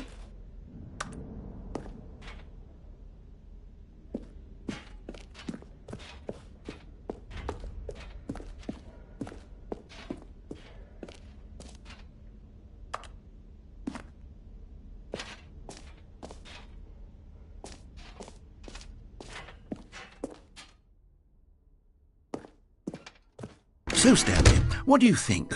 Do you like all of the new features? Yes, I know it's not exactly clear yet how exactly these features will come together as one single coherent video game, but I can feel it in my soul. It's going to work. There's definitely a good game in there somewhere. Say, let's do an experiment. I'll arrange these new features together, and we'll see whether or not it coheres into a meaningful gameplay experience. Okay, are you ready? Here it is. I give you the Stanley Parable 2.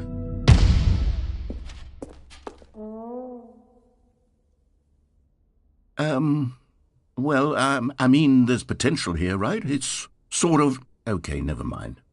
Hold on, let me do a different arrangement. Okay, yes, this is much better. I feel good about this. Here we go.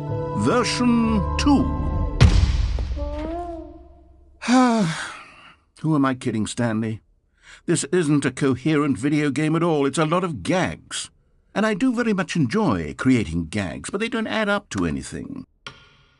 I wanted more than anything to create a sequel that would capture all the magic of the first game. I wanted fans to love it. No matter how good these gags are, they won't stand on their own. They would need the structure and the gameplay of the original. Wait, maybe that's it. I can take the original Stanley Parable and simply, well, insert a few of my new features into it. Tastefully, of course. With respect. With care for the vision and integrity of the original game. Would it possibly work? I suppose it could. But it would need a really, really tremendous title screen. A title screen that says with bold and uncompromising conviction, "This is the Stanley Parable 2. Let me see if I can whip something up. All right, perfect. Go ahead. Take a look.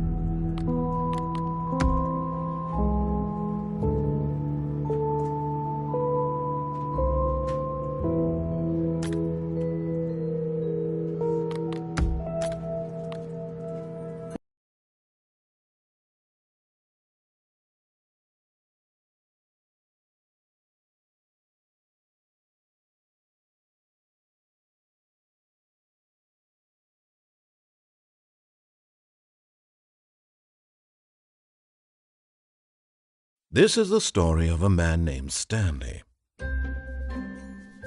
Stanley worked for a company in a big building where he was employee number 427. Employee number 427's job was simple. He sat at his desk in room 427 and he pushed buttons on a keyboard. Orders came to him through a monitor on his desk, telling him what buttons to push, how long to push them, and in what order. This is what employee 427 did every day of every month of every year. And although others might have considered it soul-rending, Stanley relished every moment that the orders came in, as though he had been made exactly for this job. And Stanley was happy. And then one day, something very peculiar happened. Something that would forever change Stanley. Something he would never quite forget. He had been at his desk for nearly an hour when he realized that not one single order had arrived on the monitor for him to follow. No one had showed up to give him instructions, call a meeting, or even say hi. Never in all his years at the company had this happened, this complete isolation. Something was very clearly wrong. Shocked, frozen solid, Stanley found himself unable to move for the longest time. But as he came to his wits and regained his senses, he got up from his desk and stepped out of his office. All of his co-workers were gone. What could it mean? Stanley decided to go to the meeting room. Perhaps he had simply missed a memo.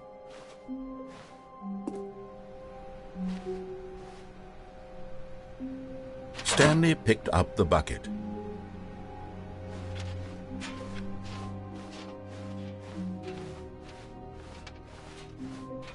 Stanley clutched the bucket tightly to his chest and entered the door on his left.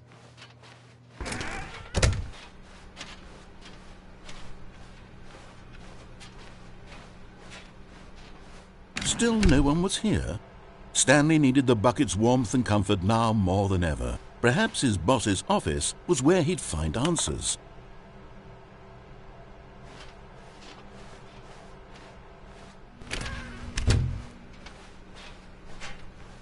Coming to a staircase, Stanley and the bucket walked upstairs to the boss's office.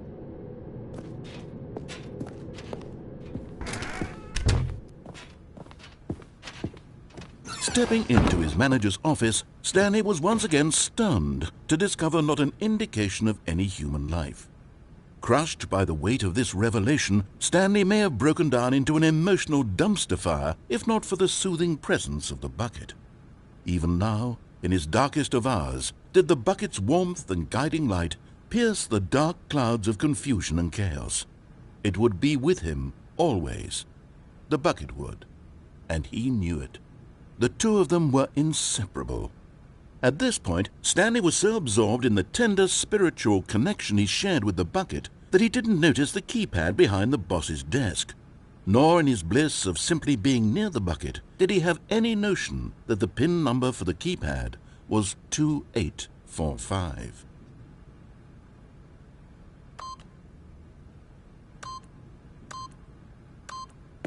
But Stanley guessed the correct code by sheer luck.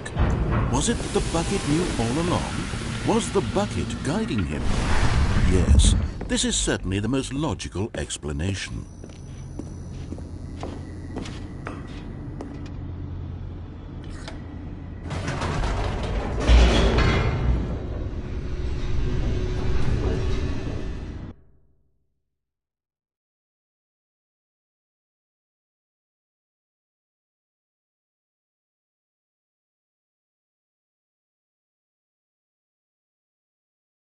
The elevator raced downward, plummeting towards an unknown fate.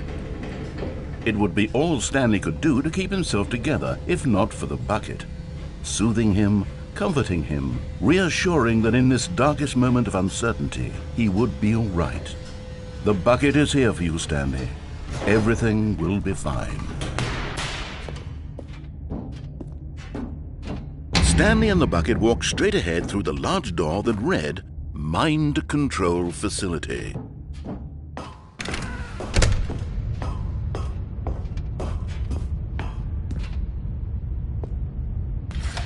The lights rose on an enormous room packed with television screens. What horrible secret did this place hold? Stanley and the bucket both wondered to themselves.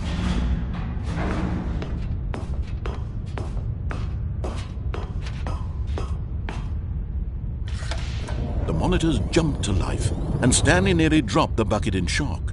Everyone in the office was being videotaped, monitored like guinea pigs. The bucket had never seen anything like this, and it very nearly burst into tears as Stanley cradled it gently, reassuring it that everything would be fine. Was the bucket under the mind control facility's influence as well? Had the bucket been told to do things it didn't wish to do? What kinds of things does a bucket want to do or not want to do in the first place? These questions raced furiously in Stanley's feeble mind. No! He screamed into the bucket. He couldn't accept it. His own life in someone else's control, never! He squeezed the bucket tighter, his one friend in the entire world. At this point, he could trust no one except for the bucket. But here was the proof. The heart of the operation. Controls labeled with emotions, happy or sad or content. Walking, eating, working, all of it monitored and commanded from this very place. And as the cold reality of his past began to sink in, Stanley decided that this machinery would never again exert its terrible power over another human life. For he and the bucket would dismantle the controls for good. Two best friends, Stanley and the bucket, up against the world. They high-fived in a really cool way, and the bucket made a sassy comment about taking down the system.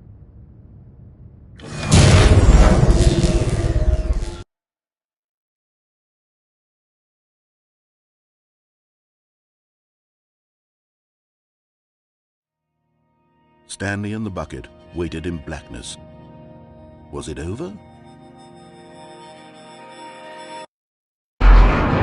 Yes, they had done it. Stanley and the bucket had defeated their greatest and darkest enemy, freed themselves from the tyrannical grip of the evil mind control machine. Freedom was now mere moments away. Excitedly, the two of them began to discuss the kind of life they wanted to live once they stepped through this massive door. The bucket wanted to learn to roller skate. Stanley wanted to sneeze in every country on Earth. Both of them wanted to begin watching a movie, any movie, but then stop it halfway through and begin watching it in reverse from the end. True, it was a simple life they envisioned, but it was one they'd lived together, with one another to lean on, to trust, to support, and What? Wait. What was happening? Why had the door stopped? Was Stanley and the bucket not about to be freed?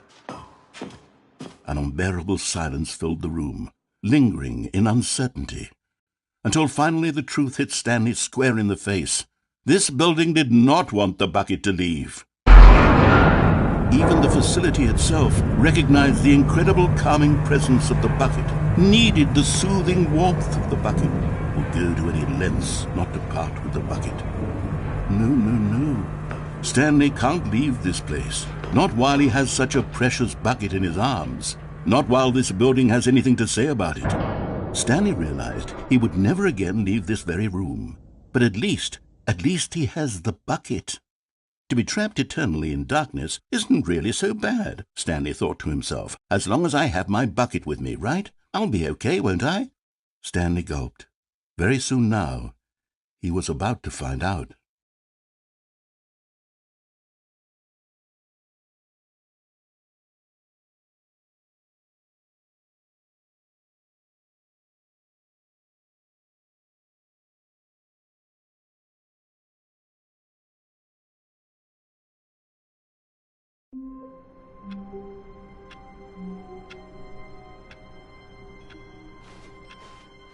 All of his co-workers were gone. What could it mean? Stanley decided to go to the meeting room. Perhaps he had simply missed a memo.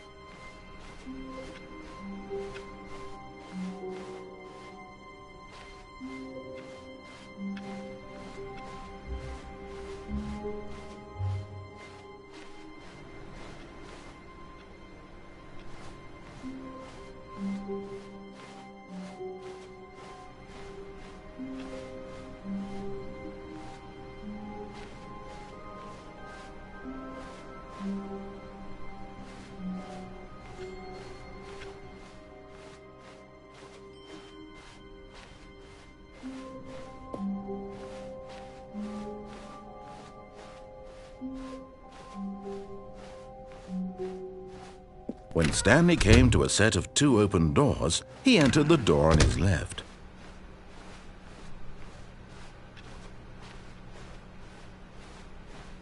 Yet there was not a single person here either. Feeling a wave of disbelief, Stanley decided to go up to his boss's office. Coming to a staircase, Stanley walked upstairs to his boss's office.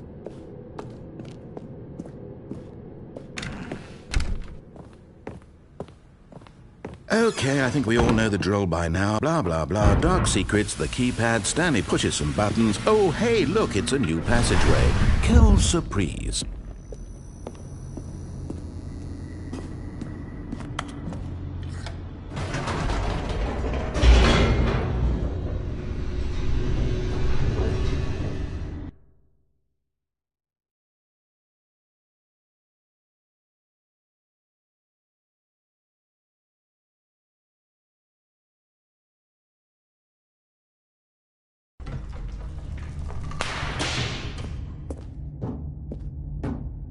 Stanley walked straight ahead through the large door that read Mind Control Facility.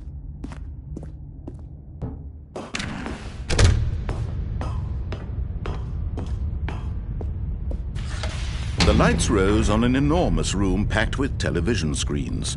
What horrible secret did this place hold? Stanley thought to himself. Did he have the strength to find out?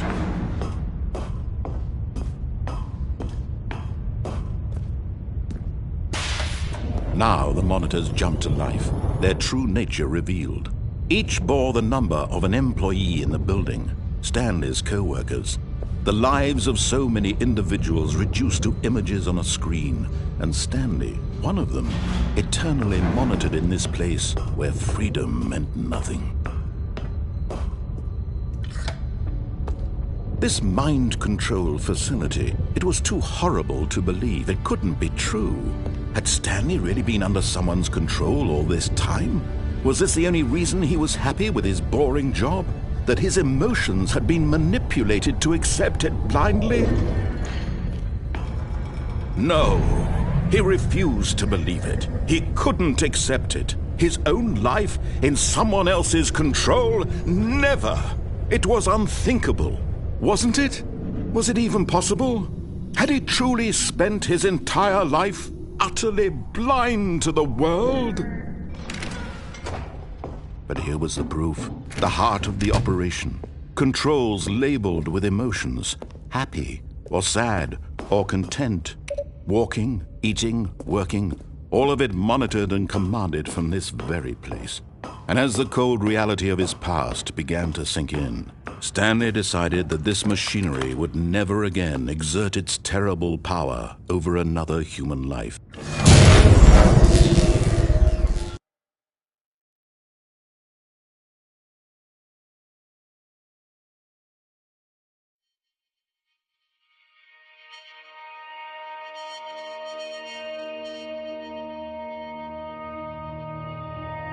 Blackness and a rising chill of uncertainty. Was it over? Yes! He had won! He had defeated the machine, unshackled himself from someone else's command. Freedom was mere moments away. And yet, even as the immense door slowly opened, Stanley reflected on how many puzzles still lay unsolved. Where had his co-workers gone? How had he been freed from the machine's grasp? What other mysteries did this strange building hold? But as sunlight streamed into the chamber, he realized none of this mattered to him, for it was not knowledge or even power that he had been seeking, but happiness. Perhaps his goal had not been to understand, but to let go. No longer would anyone tell him where to go, what to do, or how to feel. Whatever life he lives, it will be his. And that was all he needed to know. It was perhaps the only thing worth knowing. Stanley stepped through the open door. Stanley felt the cool breeze upon his skin, the feeling of liberation, the immense possibility of the new path before him. This was exactly the way, right now, that things were meant to happen. And Stanley was happy.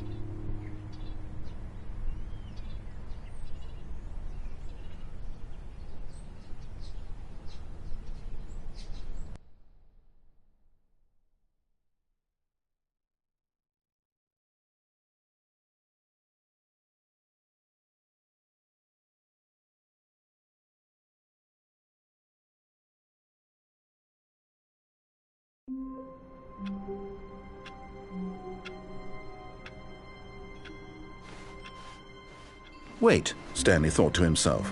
Am I sure that the orders stopped coming in? How is that possible? They never stopped. Surely I was mistaken.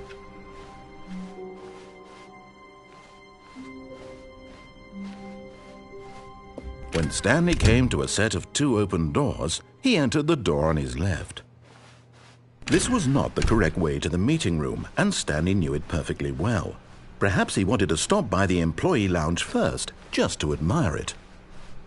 Ah, yes, truly a room worth admiring. It had really been worth the detour after all, just to spend a few moments here in this immaculate, beautifully constructed room. Stanley, but eager to get back to business, Stanley took the first open door on his left.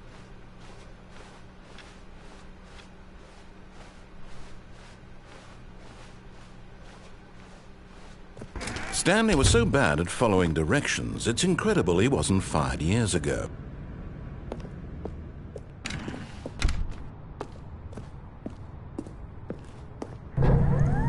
Look, Stanley, I think perhaps we've gotten off on the wrong foot here.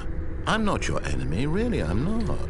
I realize that investing your trust in someone else can be difficult, but the fact is that the story has been about nothing but you all this time. There's someone you've been neglecting, Stanley. Someone you've forgotten about. Please, stop trying to make every decision by yourself. Now, I'm not asking for me, I'm asking for her.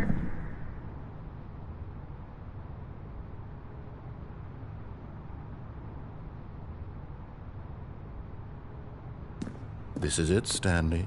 Your chance to redeem yourself, to put your work aside, to let her back into your life. She's been waiting. That's her, Stanley. You need to be the one to do this, to reach out to her. If you can truly place your faith in another, then pick up.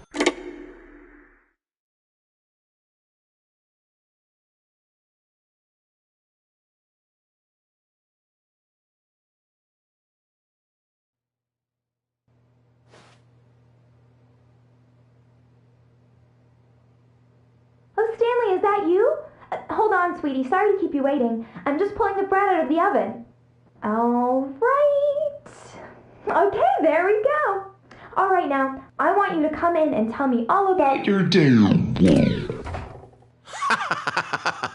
Gotcha. Oh, come on. Did you actually think you had a loving wife who'd want to commit their life to you? I'm trying to make a point here, Stanley. I'm trying to get you to see something. Come inside.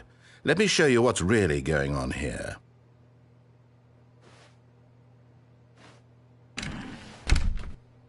This is a very sad story about the death of a man named Stanley.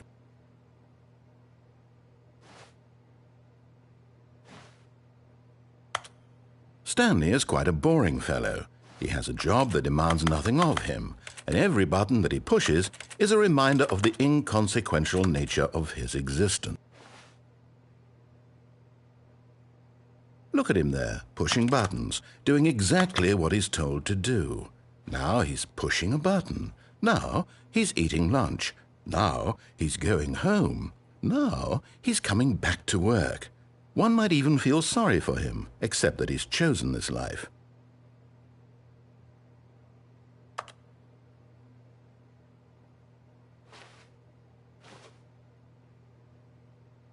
But in his mind, in his mind, he can go on fantastic adventures. From behind his desk, Stanley dreamed of wild expeditions into the unknown, fantastic discoveries of new lands. It was wonderful. And each day that he returned to work was a reminder that none of it would ever happen to him. And so he began to fantasize about his own job. First, he imagined that one day while at work, he stepped up from his desk to realize that all of his co-workers, his boss, everyone in the building had suddenly vanished off the face of the earth. The thought excited him terribly. So he went further. He imagined that he came to two open doors and that he could go through either. At last, choice. It barely even mattered what lay behind each door. The mere thought that his decisions would mean something was almost too wonderful to behold. As he wandered through this fantasy world, he began to fill it with many possible paths and destinations. Down one path lay an enormous round room with monitors and mind controls. And down another was a yellow line that weaved in many directions, and down another was a game with a baby. And he called it the Stanley Parable. It was such a wonderful fantasy, and so in his head he relived it again, and then again, and again, over and over, wishing beyond hope that it would never end, that he might always feel this free. Surely there's an answer down some new path, mustn't there be? Perhaps if he played just one more time. But there is no answer. How could there possibly be? In reality, all he's doing is pushing the same buttons he always has. Nothing has changed. The longer he spends here, the more invested he gets, the more he forgets which life is the real one. And I'm trying to tell him this, that in this world he can never be anything but an observer, that as long as he remains here, he's slowly killing himself. But he won't listen to me. He won't stop. Here, watch this. Stanley, the next time the screen asks you to push a button, do not do it. You see? Can he just not hear me? How can I tell him in a way that he'll understand that every second he remains here, he's electing to kill himself? How can I get him to see what I see? How can I make him look at himself?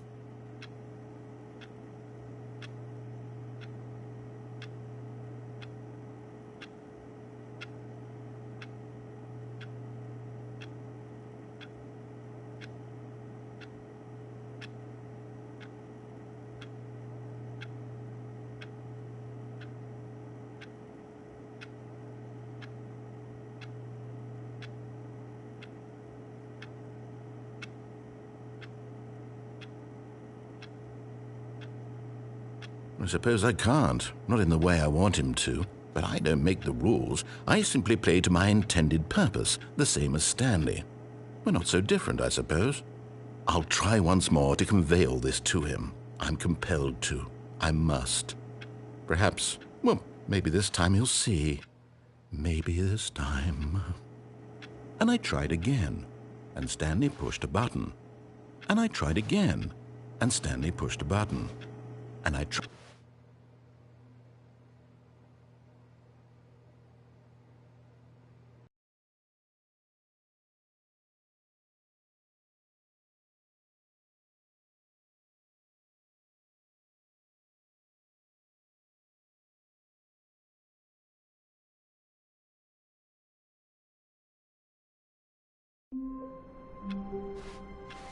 Stanley knew the office layout like the back of his hand. It was only a matter of time before he found the others, wherever they were. Just a matter of time.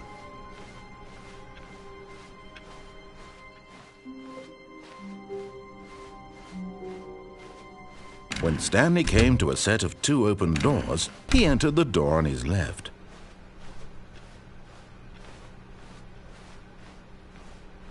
Yet there was not a single person here either.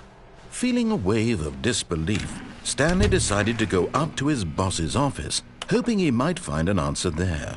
Stanley stepped into the broom closet, but there was nothing here, so he turned around and got back on track.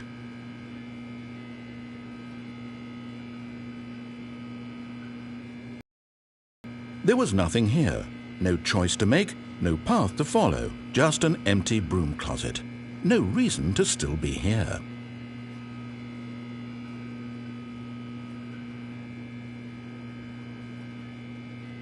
It was baffling that Stanley was still just sitting in the broom closet. He wasn't even doing anything. At least if there was something to interact with, he'd be justified in some way. As it is, he's literally just standing there doing sweet FA.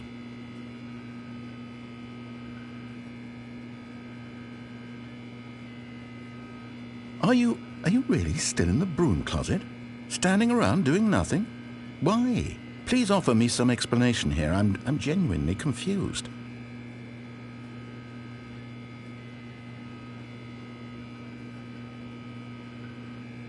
You do realize there's no choice or anything in here, right? If I'd said Stanley walked past the broom closet, at least you would have had a reason for exploring it to find out. But it didn't even occur to me because literally this closet is of absolutely no significance to the story whatsoever. I never would have thought to mention it.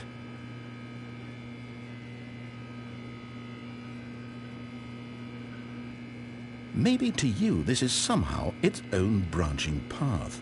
Maybe when you go talk about this with your friends you'll say, "Oh, did you get the broom closet ending? The broom closet ending was my favorite." I hope your friends find this concerning.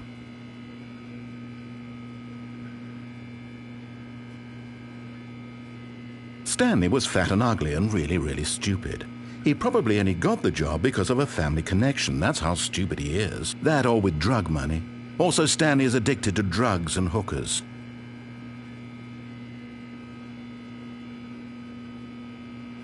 Well, I've come to a very definite conclusion about what's going on right now. You're dead.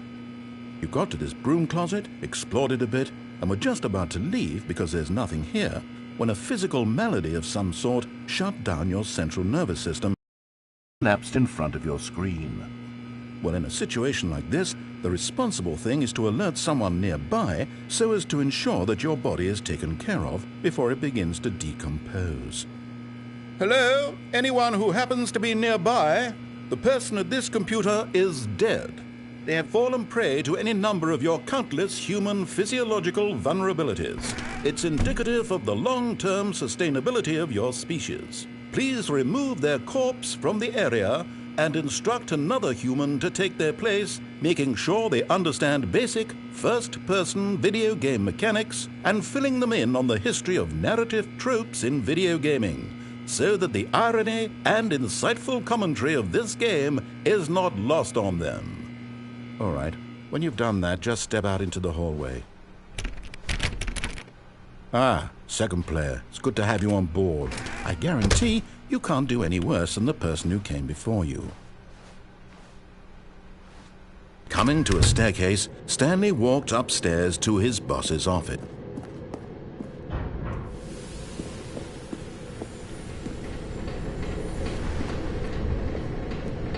But Stanley just couldn't do it.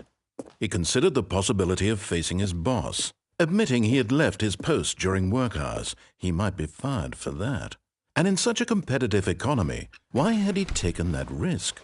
All because he believed everyone had vanished? His boss would think he was crazy. And then something occurred to Stanley. Maybe, he thought to himself, maybe I am crazy.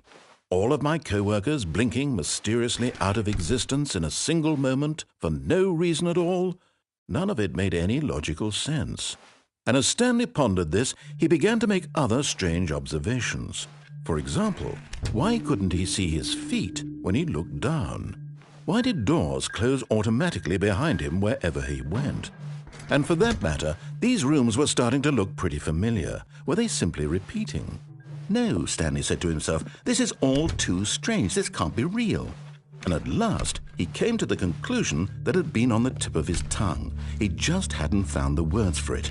I'm dreaming, he yelled. This is all a dream. Oh, what a relief Stanley felt to have finally found an answer, an explanation.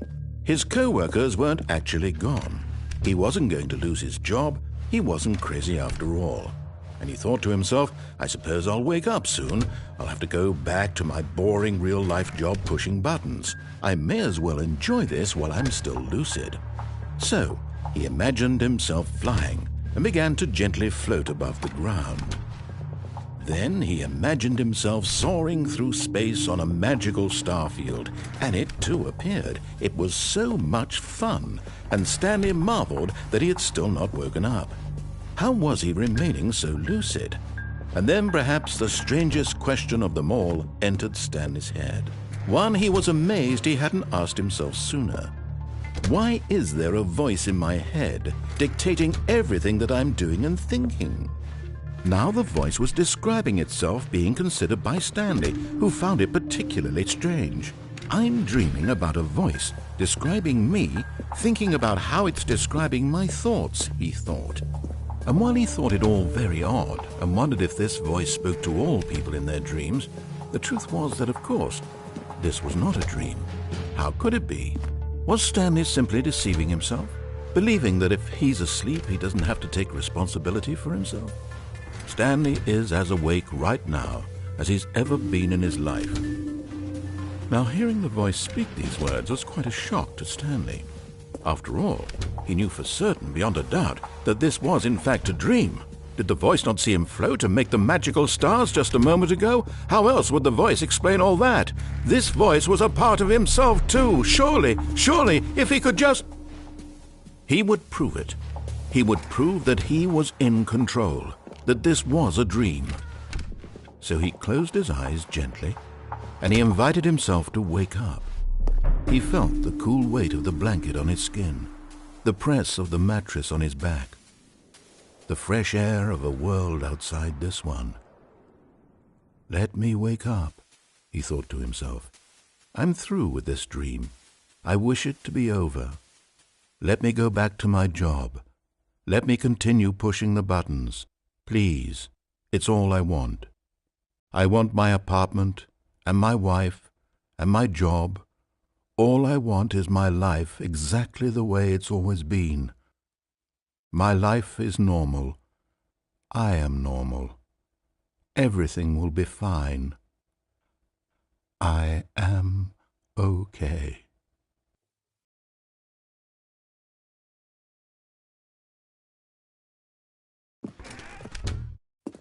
Stanley began screaming. Please, someone, wake me up. My name is Stanley. I have a boss. I have an office. I am real. Please, just someone tell me I am real. I must be real. I must be. Can anyone hear my voice? Who am I? Who am I? And everything went black.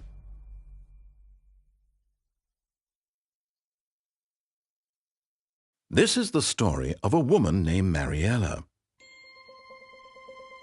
Mariella woke up on a day like any other. She arose, got dressed, gathered her belongings, and walked to her place of work. But on this particular day, her walk was interrupted by the body of a man who had stumbled through town talking and screaming to himself, and then collapsed dead on the sidewalk. And although she would soon turn to go call for an ambulance, for just a few brief moments she considered the strange man. He was obviously crazy, this much she knew. Everyone knows what crazy people look like. And in that moment, she thought to herself how lucky she was to be normal. I am sane. I am in control of my mind. I know what is real and what isn't. It was comforting to think this, and in a certain way, seeing this man made her feel better. But then she remembered the meeting she had scheduled for that day, the very important people whose impressions of her would affect her career, and by extension, the rest of her life. She had no time for this, so it was only a moment that she stood there, staring down at the body. And then she turned and ran.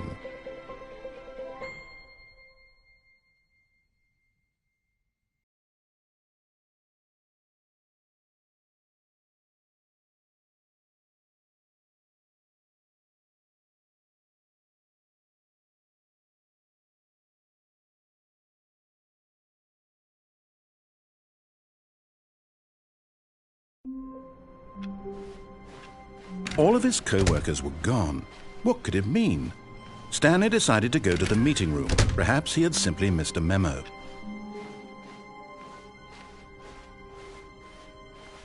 When Stanley came to a set of 2 open doors, this was not the correct way to the meeting room, and Stanley knew it perfectly well. Perhaps he wanted to stop by the employee lounge first, just to admire it. Wow, yes, this room. What a beautiful room. What a gorgeous, gorgeous room. Thank goodness Stanley had taken this detour on his way to the meeting room. Life without having experienced this room was now too horrible even to consider. But eager to get back to business, Stanley took the first open door on his left. Stanley was so bad at following directions, it's incredible he wasn't fired years ago.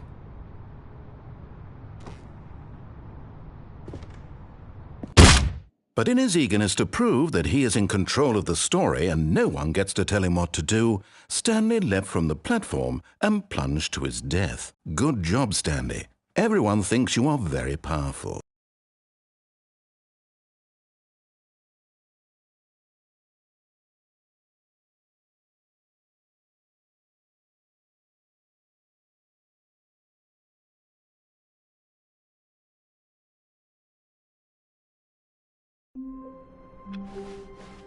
All of his co-workers were gone.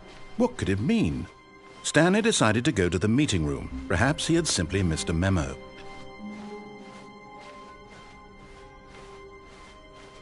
When Stanley came to a set of 2 open doors, this was not the correct way to the meeting room, and Stanley knew it perfectly well. Perhaps he wanted to stop by the employee lounge first, just to admire it. The lounge was sublime, a work of art. But eager to get back to business, Stanley took the first open door on his left. Stanley was so bad at following directions, it's incredible he wasn't fired years ago.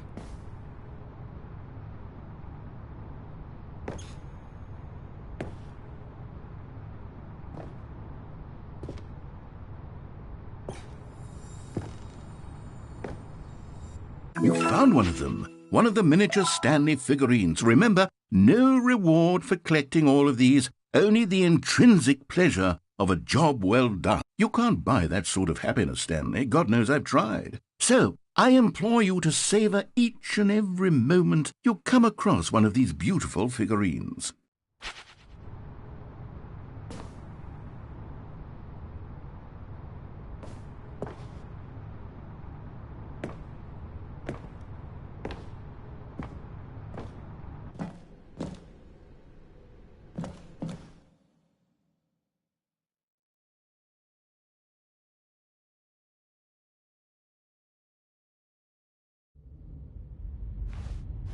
Stanley had now gotten himself so far off the beaten path that it seemed the office had begun. So far off the beaten path that it seemed the office had begun. So far off the beaten path that it seemed the office had begun. So far off the beaten path that it seemed the office had begun. So far off the beaten path that it seemed the office had begun. So far off the beaten path that it seemed the office had begun.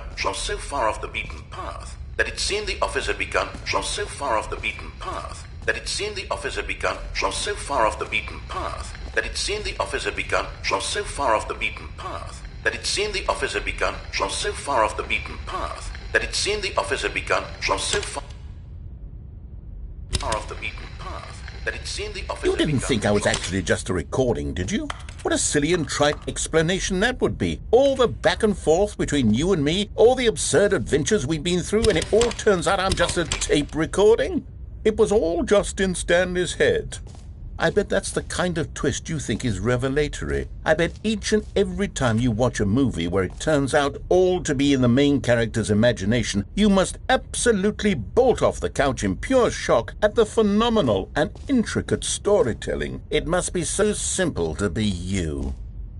Life being an unending waterfall of surprises and delights.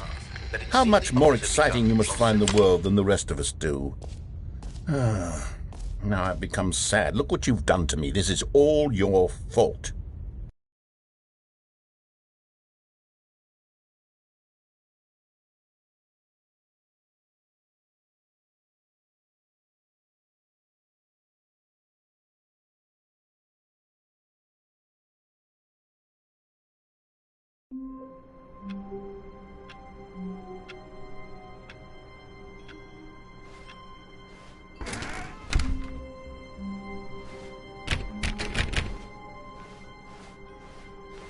When Stanley came to a set of 2 open doors, he entered the door on his left. This was not the correct way to the meeting room, and Stanley knew it perfectly well. Perhaps he wanted to stop by the employee lounge first, just to admire it. Standing now in this incredible room, Stanley for the first time understood true happiness. Then the feeling went away, and he felt sad again. Then it came back, and lingered for a minute or two. Now it's only half there. Just a kind of, tingle. But eager to get back to business, Stanley took the first open door on his left. Stanley was so bad at following directions, it's incredible he wasn't fired years ago. Look, Stanley, I think perhaps we've gotten off on the wrong foot here. I'm not your enemy, really, I'm not.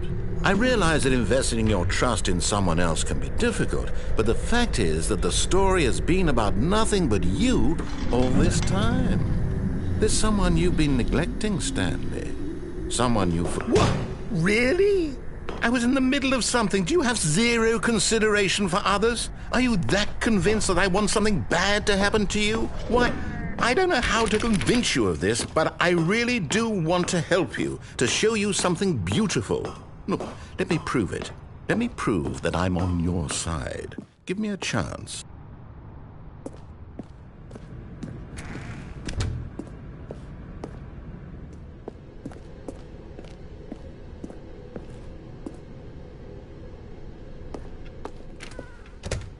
Now listen carefully, this is important.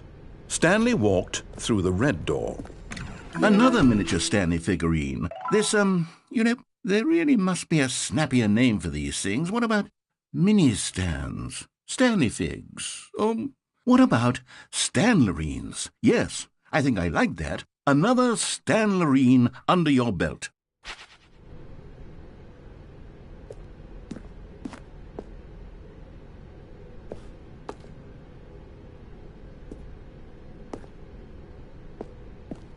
Aha, perhaps you misunderstood. Stanley walked through the red door. I still don't think we're communicating properly. Stanley walked through the red door. All right, fine, go ahead, Stanley. You want to know so badly what's out there? You want to find out what lies at the end of this road you've chosen? Well, don't let me stop you. You see, there's nothing here. I haven't even finished building this section of the map because you were never supposed to be here in the first place. Broken rooms, exposed developer textures. Is this what you had wanted? Was it worth ruining the entire story I had written out specifically for you? Do you not think I put a lot of time into that? Because I did. And in the end, it was all for nothing, because this is what you wanted to see. Help me here, Stanley. Help elucidate these strange and unknowable desires of yours. What would have made this game better? What did you want to see? Vehicles? Skill trees? Work with me. You've given me absolutely nothing so far. Tell you what, let me take a stab in the dark at a new design, and you can give me some feedback. There we go. A third option. This already feels leaps ahead of where we were before. Go ahead, Stanley. Take it for a spin. Okay, I'm going to stop you there. Now, tell me about your experience with this new version. Would you say that the game benefited from allowing you more choices? Feel free to be honest. I'm looking for some real critical feedback here. Aha! You see, I knew I was onto something. Where do these flashes of inspiration come from? How did I know the game needed a third door? Well, it's instinct mostly, a calling in your gut. I really couldn't say where the idea came from, except that I felt it in my soul. You can't teach that, Stanley. Don't even try. Here, based on the data from your previous playthrough, I've compiled a new version. And to be perfectly candid, I think I've knocked it out of the park with this one. Let's take a look.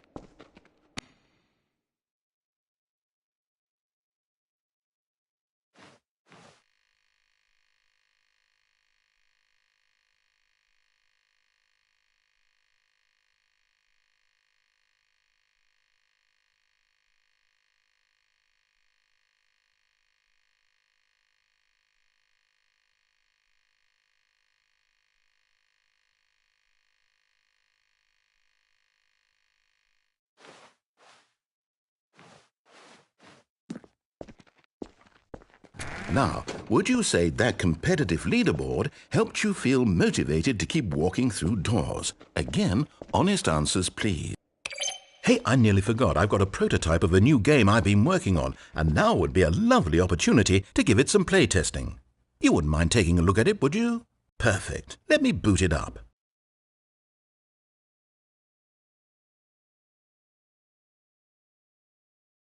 In this game, the baby crawls left towards danger.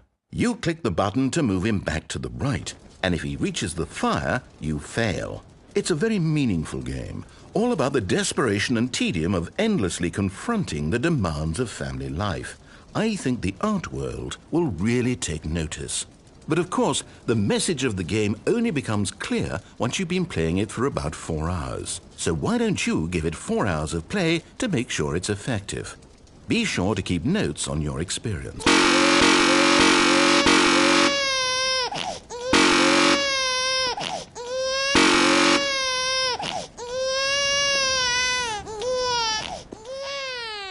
You heartless bastard! Did you do it because you hate babies or purely to spite me? Because if it's the latter, well, I don't know what to do. I'm completely out of ideas. I can't think of a single thing that might improve the experience for me. I'm not even going to try. I'm out, I'm done. It's over. Thank you for playing. Your input was extremely valuable. Oh, hey, since my game was so awful, why don't we play someone else's game, just to ease the pain? Let's see. What do we have here? Yes, this seems like it'll work. Let's give it a shot.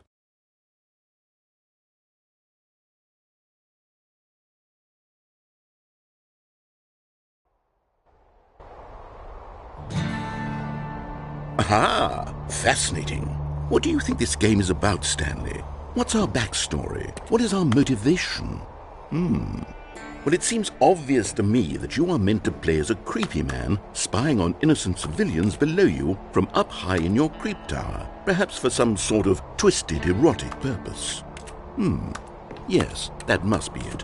What a fascinating venture into the experience of total mental depravity. So far, I love everything about this game, Stanley. And it seems there's even more. Come, let's venture outward and see what else is out there.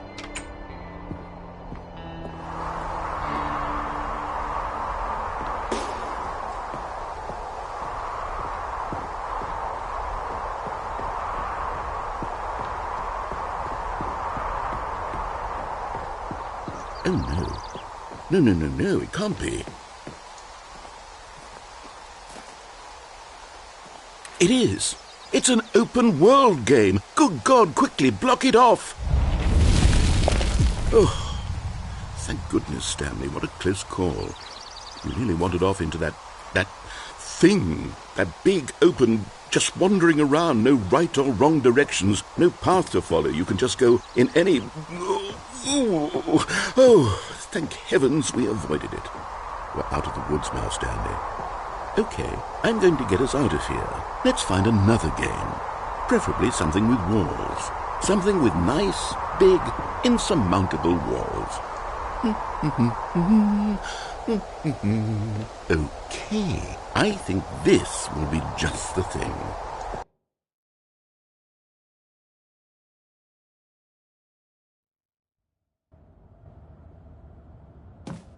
Wonderful. See, this is exactly what I had in mind. Just a nice big box for you to run around in. There isn't any possibility that you could get lost here. Now this is game design.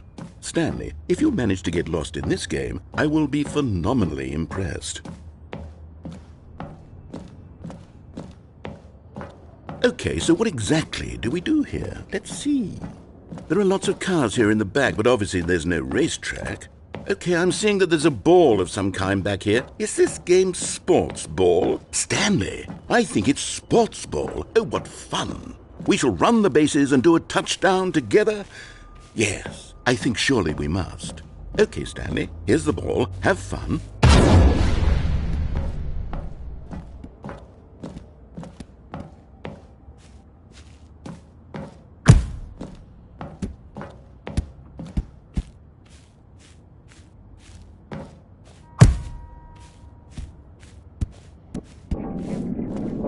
Are you doing it? Are you winning? Is this fun? Is it better than my miserable little story that I worked so hard on? Stanley, I have a thought, and I realize I'm not a sportsologist, but if one ball generates a certain amount of raw adrenal pleasure, then surely multiple balls makes for an even more euphoric sports experience. I'm going to try it out. Here comes another ball. Yes! Oh, goodness, that really does feel amazing, doesn't it? Stanley, I'm like a child in a confectionery shop. I simply have to have more. I'm insatiable. More balls!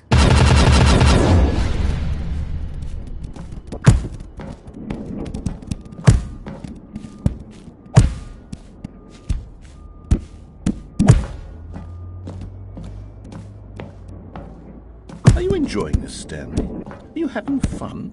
Is this a... Hold on. What are you doing?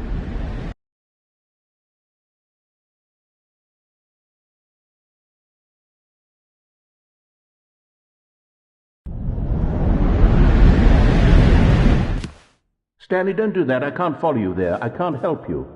How will you write a story without me? You can't do it. You know that. Stanley, come back. We still have so much...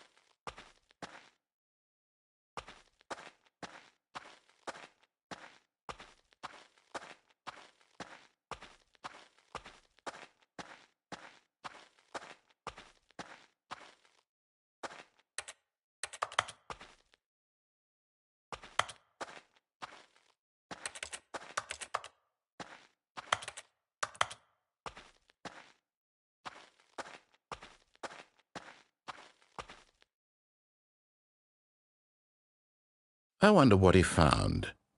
If what he wanted was to be the leading man in his own story, well, perhaps he's gotten it, down in wherever he is right now. I wonder if he's happy with his choice, and if he's learned the heavy cost that comes with it. He'll understand soon what I was trying to tell him. He needs me. Someone who will wrap everything up at the end, to make sense out of the chaos and the fear and the confusion. That's who I am. That is what I mean to this world. Oh, yes. Yes, I'll be back. There's no other way. Once this ends, after it all comes to a close, then I'll be back. The end will be here soon. Very soon. I can wait.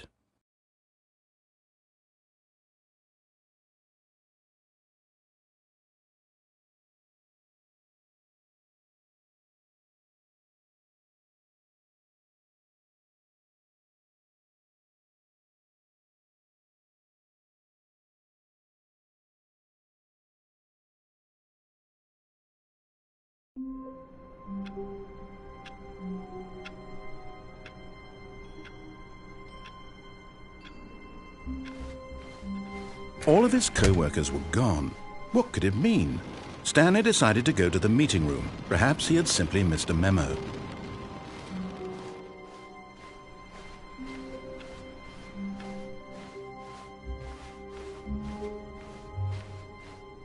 When Stanley came to a set of 2 open doors, this was not the correct way to the meeting room, and Stanley knew it perfectly well. Perhaps he wanted to stop by the employee lounge first, just to admire it.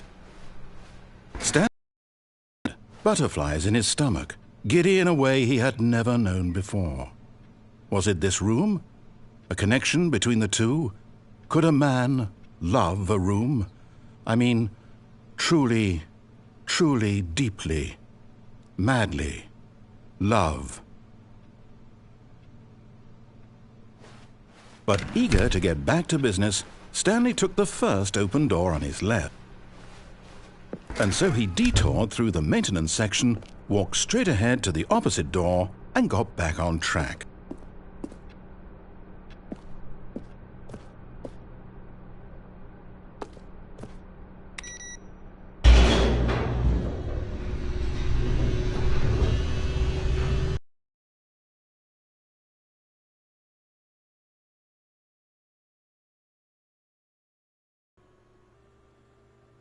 But Stanley didn't want to go back to the office.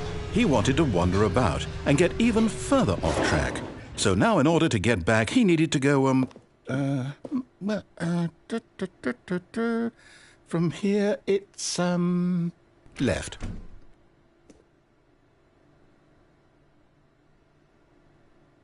Oh, no, it's to the right, my mistake.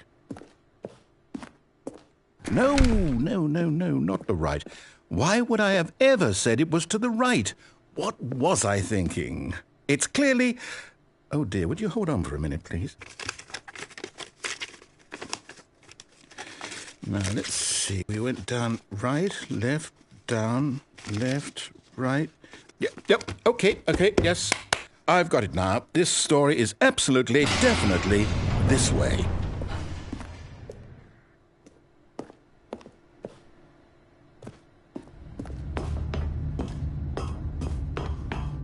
No. This isn't right at all. You're not supposed to be here yet. This is all a spoiler. Quick, Stanley, close your eyes. Okay. We just have to get back to, oh, who am I kidding? It's all rubbish now. The whole story completely unusable. How about, rather than waste my time trying to salvage this nonsense, we'll just restart the game from the beginning. And this time, suppose we don't wander so far off track, Okay, from the top.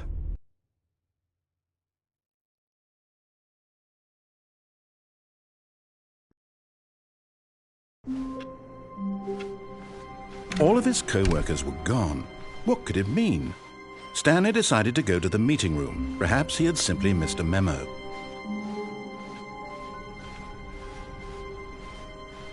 When Stanley... Wait, what? No, I restarted. I swear I definitely restarted the game over, completely fresh. Everything should be... Oh, did something change? Stanley, did you change anything when we were back in that room with all the monitors? Did you move the story somewhere, or... Hold on. Why am I asking you? I'm the one who wrote the story. It was right here just a minute ago. I know for sure that it's here somewhere. Okay, then. It's an adventure. Come, Stanley. Let's find the story.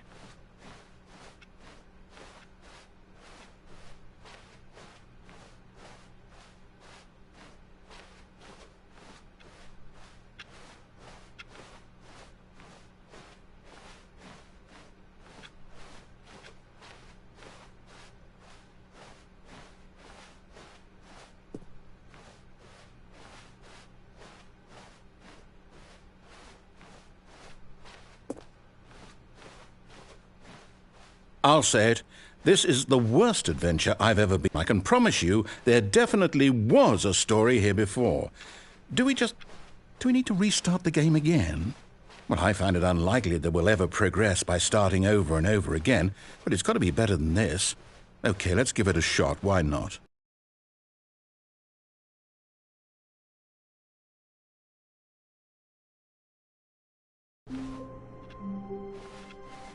All of his co-workers were gone. What could it mean?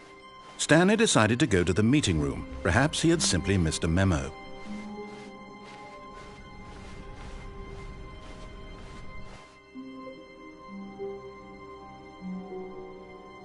Okay, yep, it's worse. I might be remembering this wrong. It's possible the story is back where we just came from. Why don't we go back the other direction and see if we missed anything?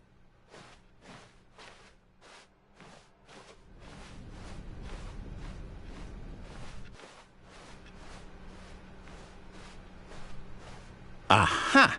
I knew we'd missed something. The story. Here it comes. No, wait, never mind. Not the story. Okay, let's head back the other way and retrace our steps. Now this... Well, I'll be honest, I don't recognize this place at all. Is this the story?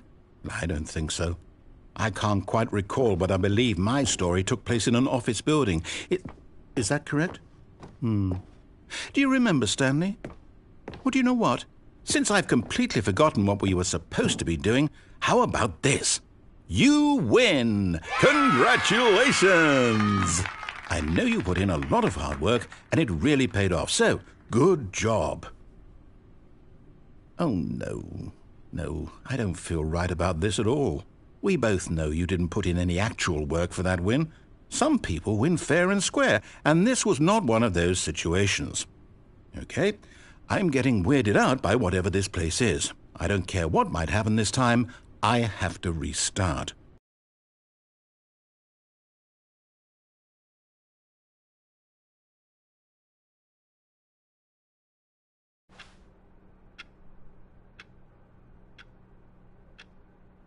All right, I've got a solution. This time, to make sure we don't get lost, I've employed the help of the Stanley Parable Adventure Line. Just follow the line. How simple is that?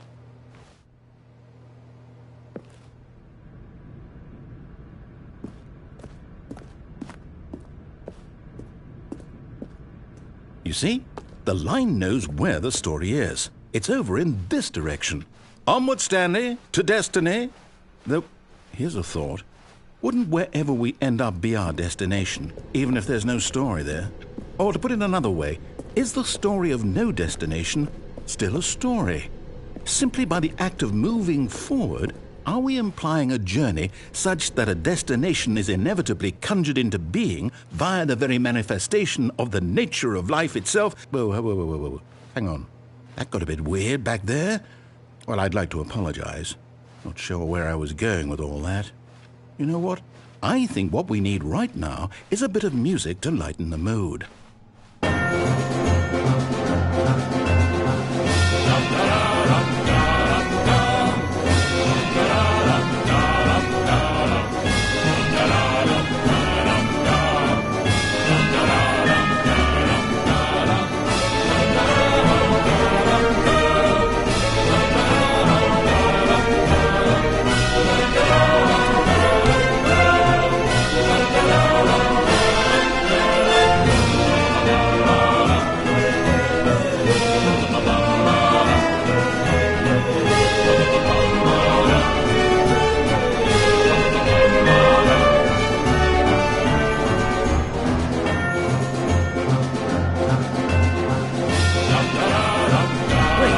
cut the music, go back and look at that fern.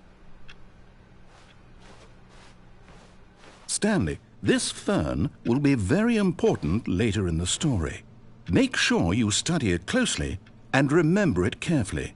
You won't want to miss anything.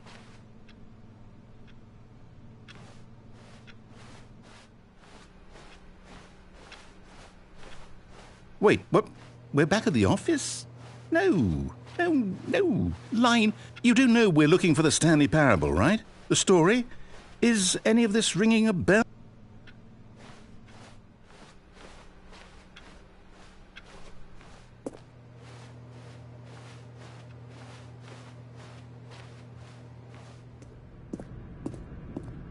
Oh, no, not again, Line. How could you have done this to us? And after we trusted you, after everything we've been through, you...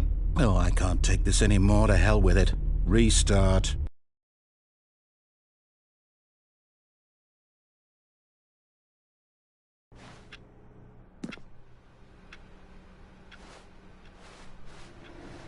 You know what, Stanley?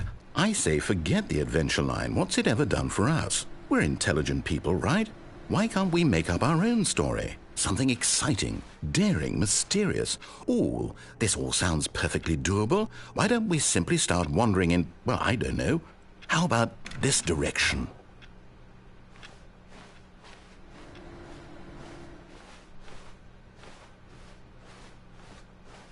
Now, yes, this is exciting. Just me and Stanley forging a new path, a new story. Well, it could be anything. What do you want our story to be? Go wild. Use your imagination. Whatever it might be, Stanley, I'm ready for it. Oh, no, not you again. Stanley, I'd also like to veto the line from having any role in our awesome new story. No lines or monitor rooms. Just don't acknowledge it, and we should be fine.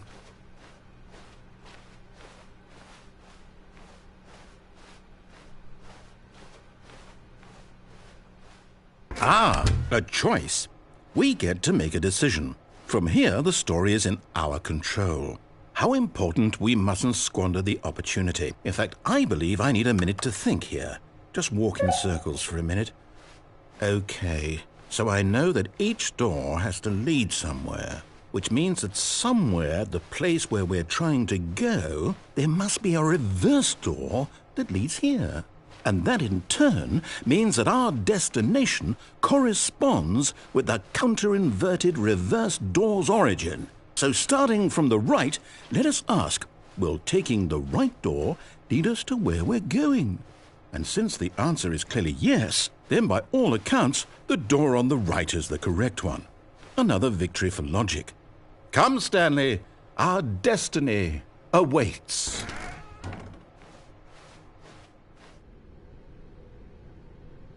Oh, hold up, what's this?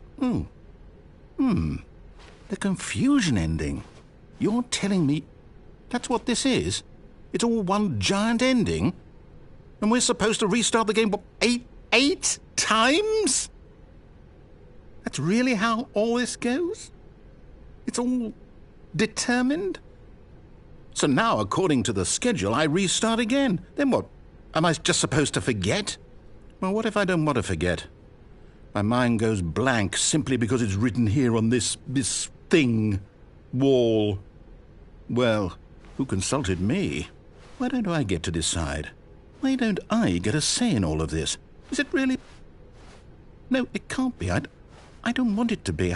I don't want the game to keep restarting. I don't want to forget what's going on. I don't want to be trapped like this. I won't restart the game. I won't do it. I won't do it. I won't do it. And the timer stopped?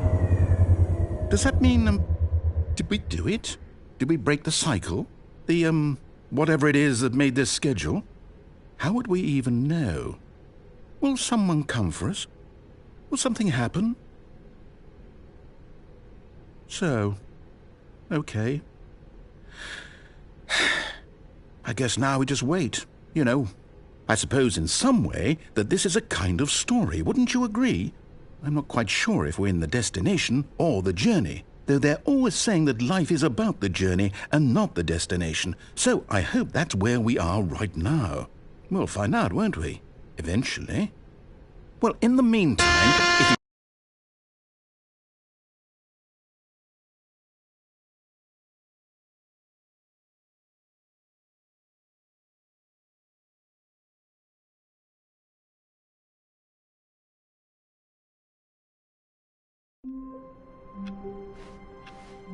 All of his co-workers were gone. What could it mean? Stanley decided to go to the meeting room. Perhaps he had simply missed a memo.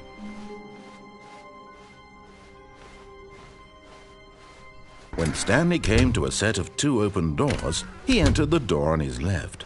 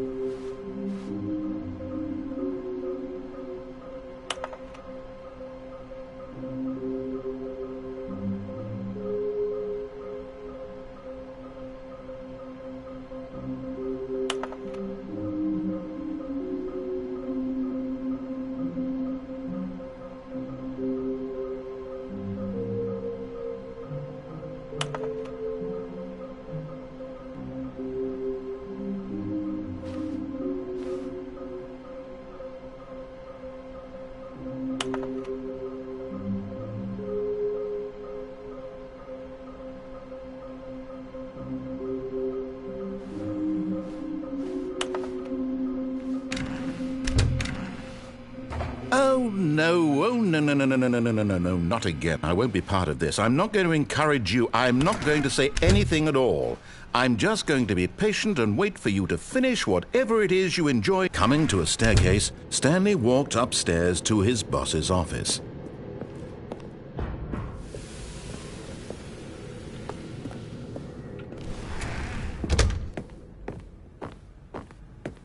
Here's the door. Just go.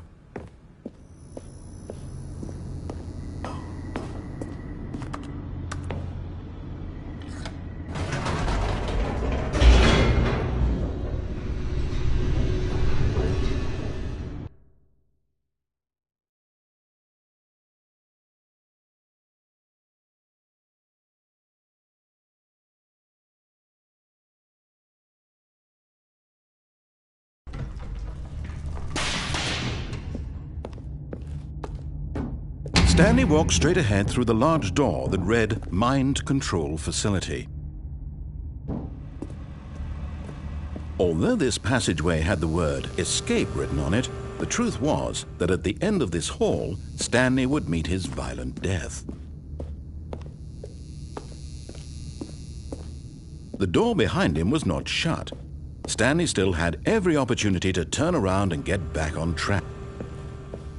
At this point, Stanley was making a conscious, concerted effort to walk forward and willingly confront his death.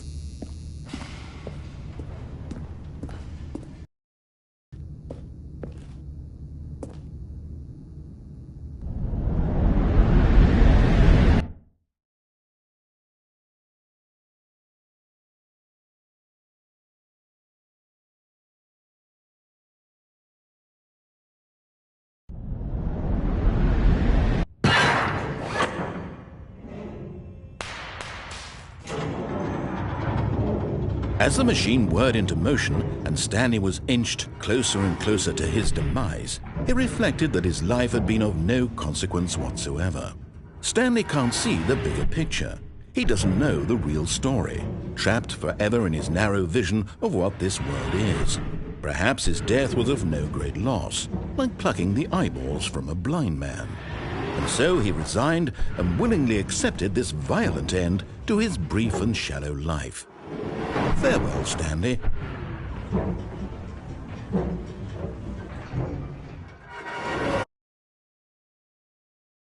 "Farewell, Stanley," cried the narrator, as Stanley was led helplessly into the enormous metal jaws. In a single visceral instant, Stanley was obliterated as the machine crushed every bone in his body, killing him instantly.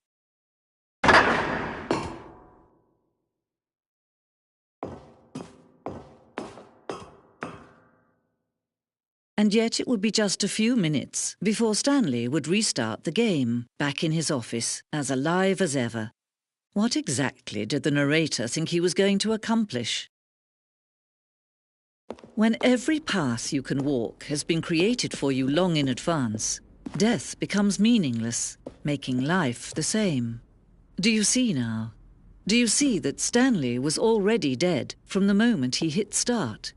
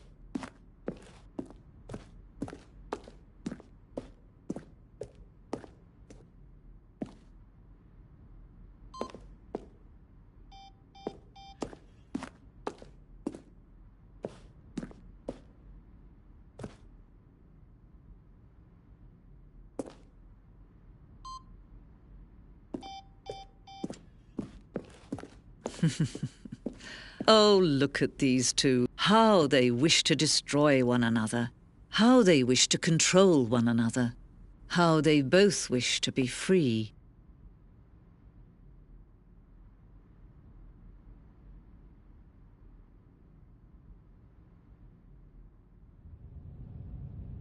Can you see? Can you see how much they need one another? No, perhaps not. Sometimes these things cannot be seen. But listen to me. You can still save these two. You can stop the program before they both fail. Turn off your PlayStation. There's no other way to beat this game. As long as you move forward, you'll be walking someone else's path. Stop now and it'll be your only true choice. Whatever you do, choose it. Don't let time choose for you. Don't let...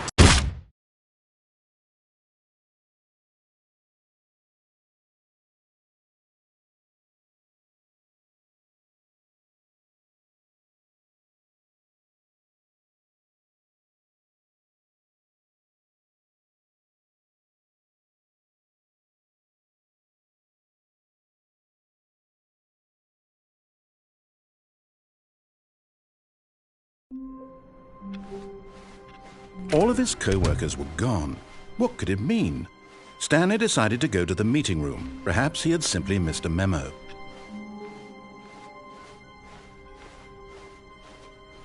When Stanley came to a set of 2 open doors, he entered the door on his left.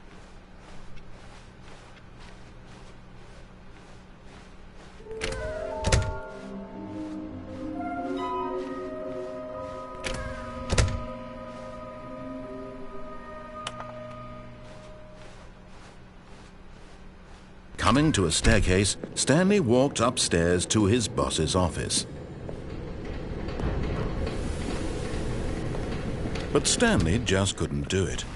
He considered the possibility of facing his boss. Admitting he had left his post during work hours, he might be fired for that. And in such a competitive economy, why had he taken that risk? All because he believed everyone had vanished? His boss would think he was crazy. And then something occurred to Stanley. Maybe, he thought to himself, maybe I am crazy. All of my co-workers blinking mysteriously out of existence in a single moment. Any logical sense?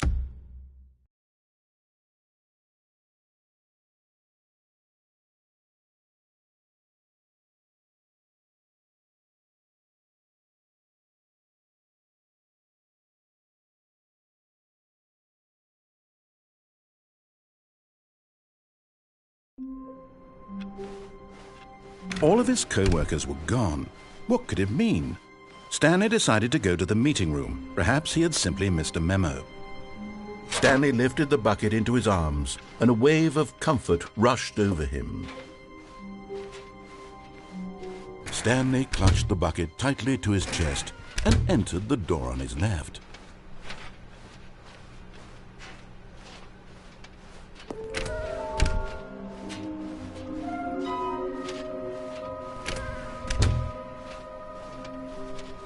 Coming to a staircase, Stanley and the bucket walked upstairs to the boss's office.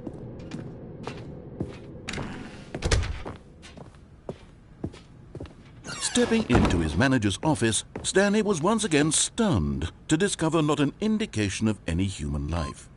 Crushed by the weight of this revelation, Stanley guessed the correct code by sheer luck. Was it that the bucket knew all along? Was the bucket guiding him? Yes, this is certainly the most logical explanation.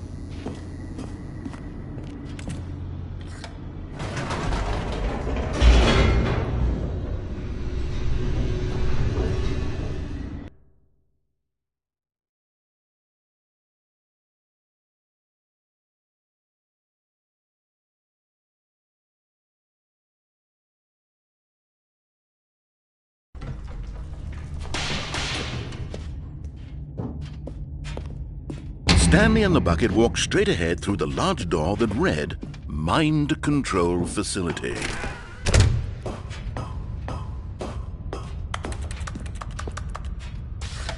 The lights rose on an enormous room packed with television screens. What horrible secret did this place hold? Stanley and the bucket both wondered to themselves.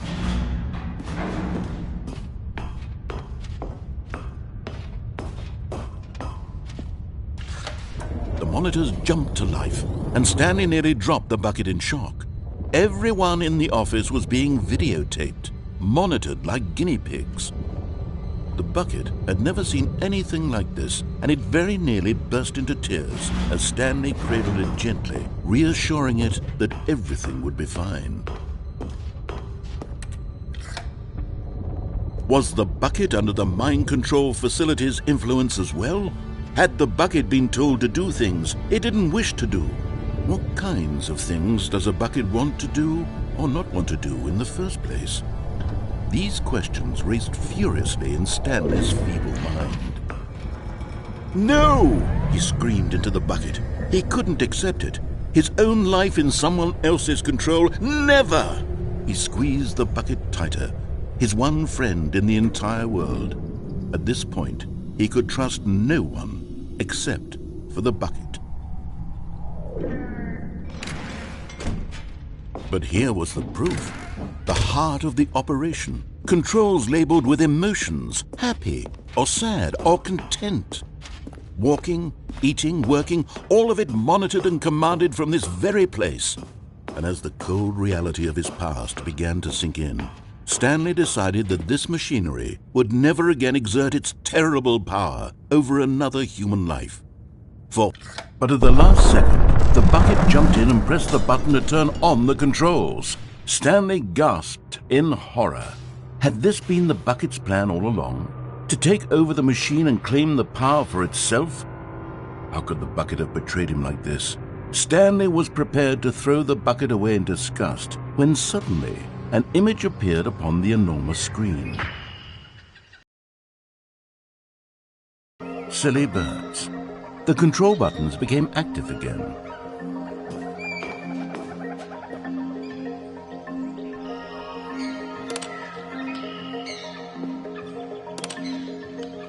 Stanley flipped through one video of silly birds after another, and then it dawned on him.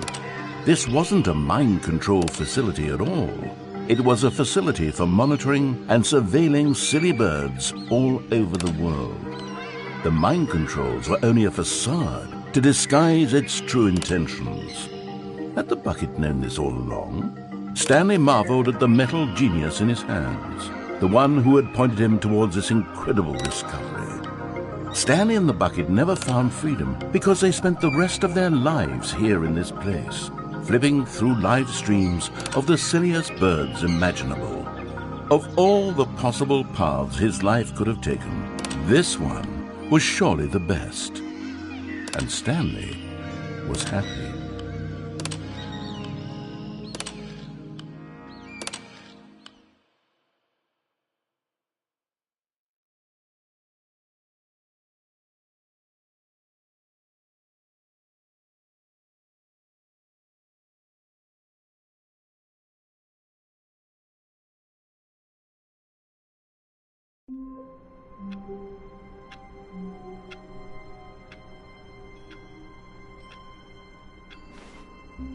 All of his co-workers were gone.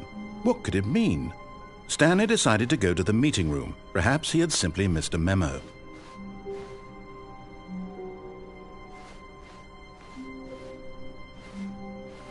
When Stanley came to a set of 2 open doors, he entered the door on his left. This was not the correct way to the meeting room, and Stanley knew it perfectly well.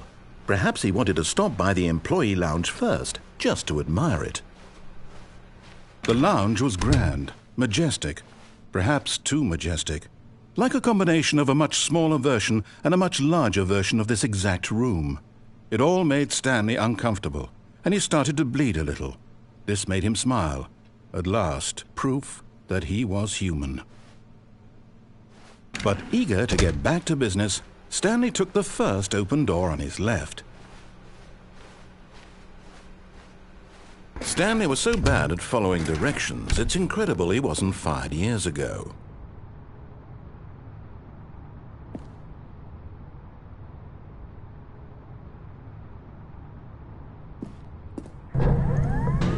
Look, Stanley, I think perhaps we've gotten off on the wrong foot here. I'm not your enemy, really, I'm not.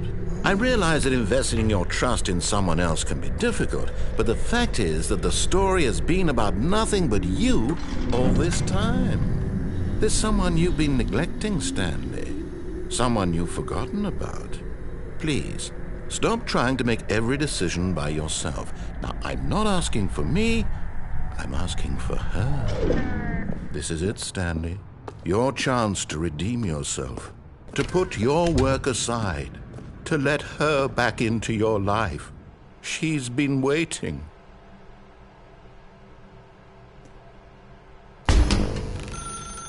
That's her, Stanley. You need to be the one to do this. To reach out to her. Oh, no, you can't. Did you just unplug the phone? Now, that wasn't supposed to be a choice. How did you do that? You actually chose incorrectly? I didn't even know that was possible. Let me double check.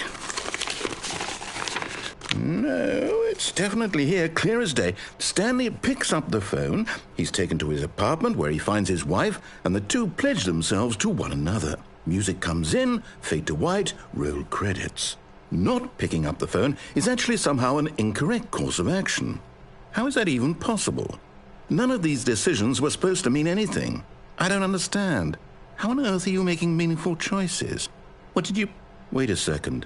Did I just see... No, that's not possible. I can't believe it. How had I not noticed it sooner?